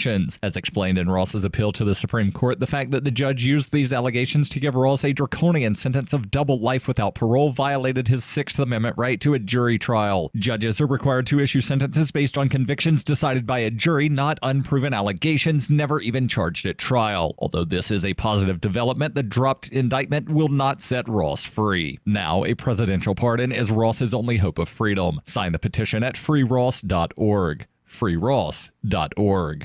The LRN.FM social media channels have been revamped. We've eliminated Facebook and focused on other platforms like Twitter and Mastodon, the decentralized alternative to Twitter. On our accounts, you'll find posts from multiple LRN.FM show hosts together in one place. Follow us on Twitter at twitter.lrn.fm, or better yet, move to the decentralized Mastodon social media platform at toot.lrn.fm, toot.lrn.fm. I think you'll like it. Looking for a great real estate investment? Consider New Hampshire, which is ground zero for the Liberty Movement. Your first call should be to Mark Worden from Porcupine Real Estate. He's more than just a real estate agent. He's your New Hampshire concierge. Where are the best places to live? Do you want farm, city, the burbs, or forest? Do you want a duplex or multifamily building so that renters pay your mortgage? There are homes in all price ranges in New Hampshire, and Mark can help with financing too. Invest in Liberty and property. Mark Worden can help. PorcupineRealEstate.com. Our Matrix server is about as free as internet chat can be. Join the existing rooms or create your own at chat.freetalklive.com.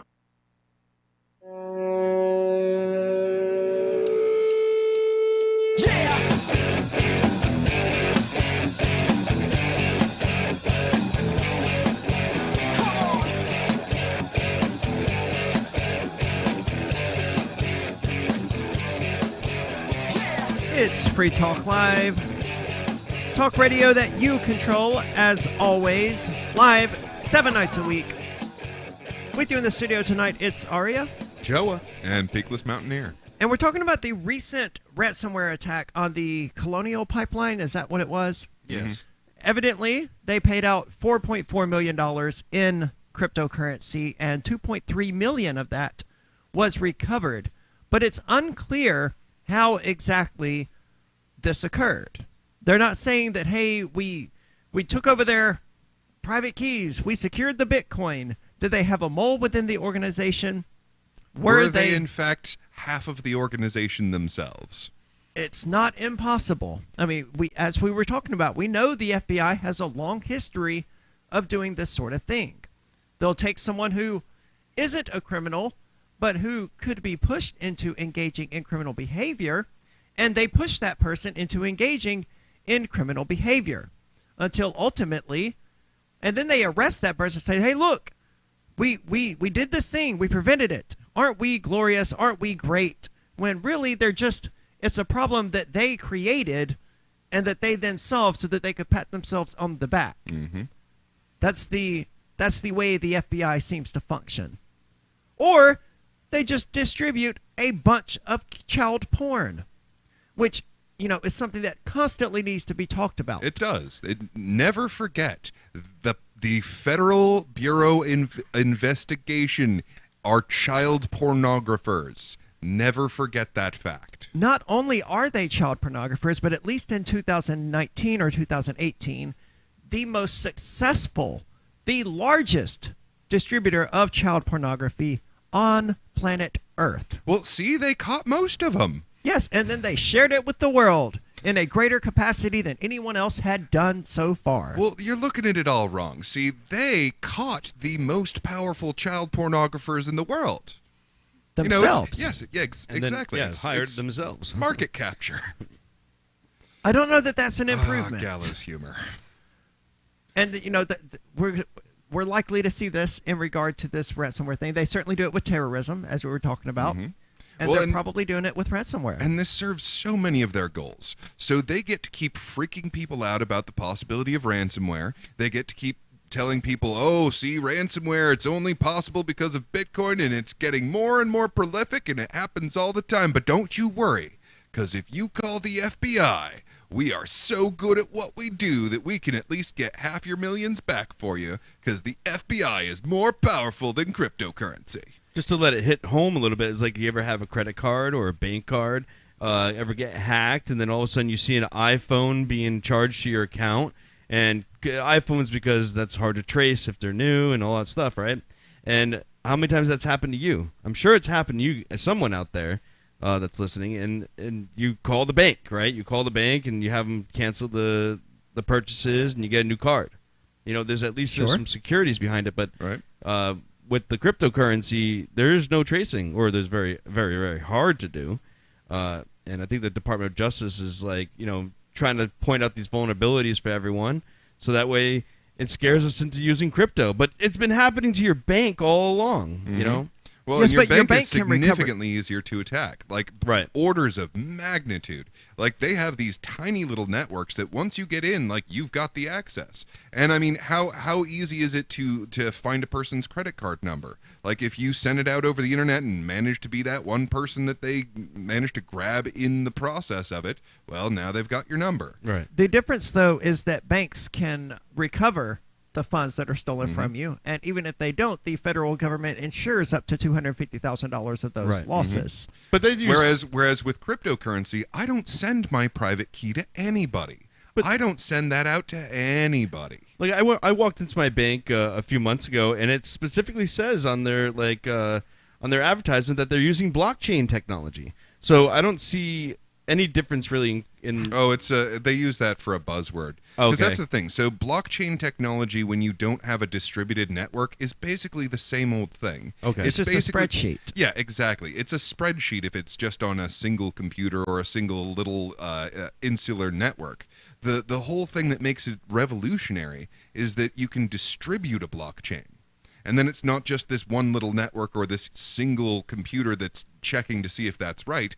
It's the combined computing power of who knows how many computers out there. Well, I think the banks should be catching on by now and trying to solve their little... Oh, it can't help them. They can't help them. It can't help them. Well, they're trying. I think... they are. I think U.S. dollar tethers, some government organization said that, hey, you can use these to settle your debts or whatever.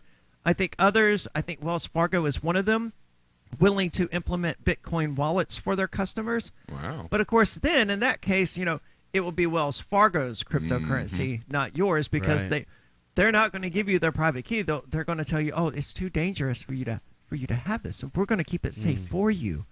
Yeah, and that's pretty much the only way that they can break into this as a market is that they say, okay, well, we'll just hold on to your wallet for you, be Just it like we've PayPal always or held Chase on to your Manhattan. money. Right, you trust us with your money. You've always trusted us with your money.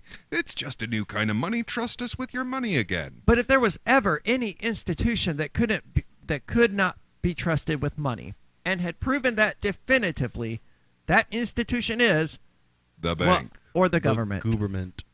Either one. They're 6 of one, half equally dozen as of the bad. other. I mean, Yeah. honestly, banking is.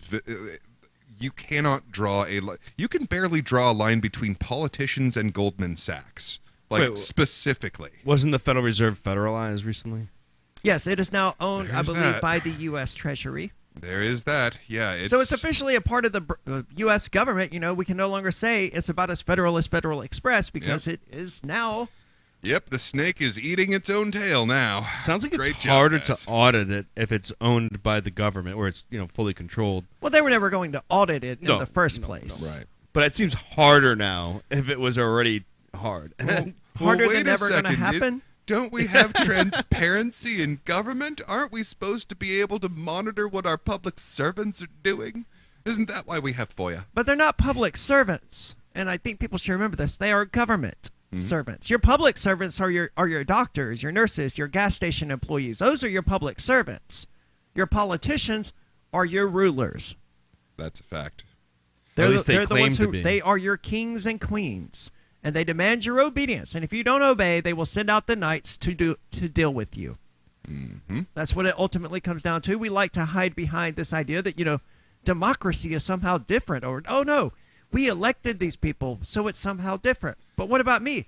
I did not elect these people. But hey, if you're good enough at pretending to be a sociopath, you could join them. And then you could be right next to the spigot of infinite money. But I would have to be a sociopath to want to be next to that infinite spigot of money. Yeah, well, there is that.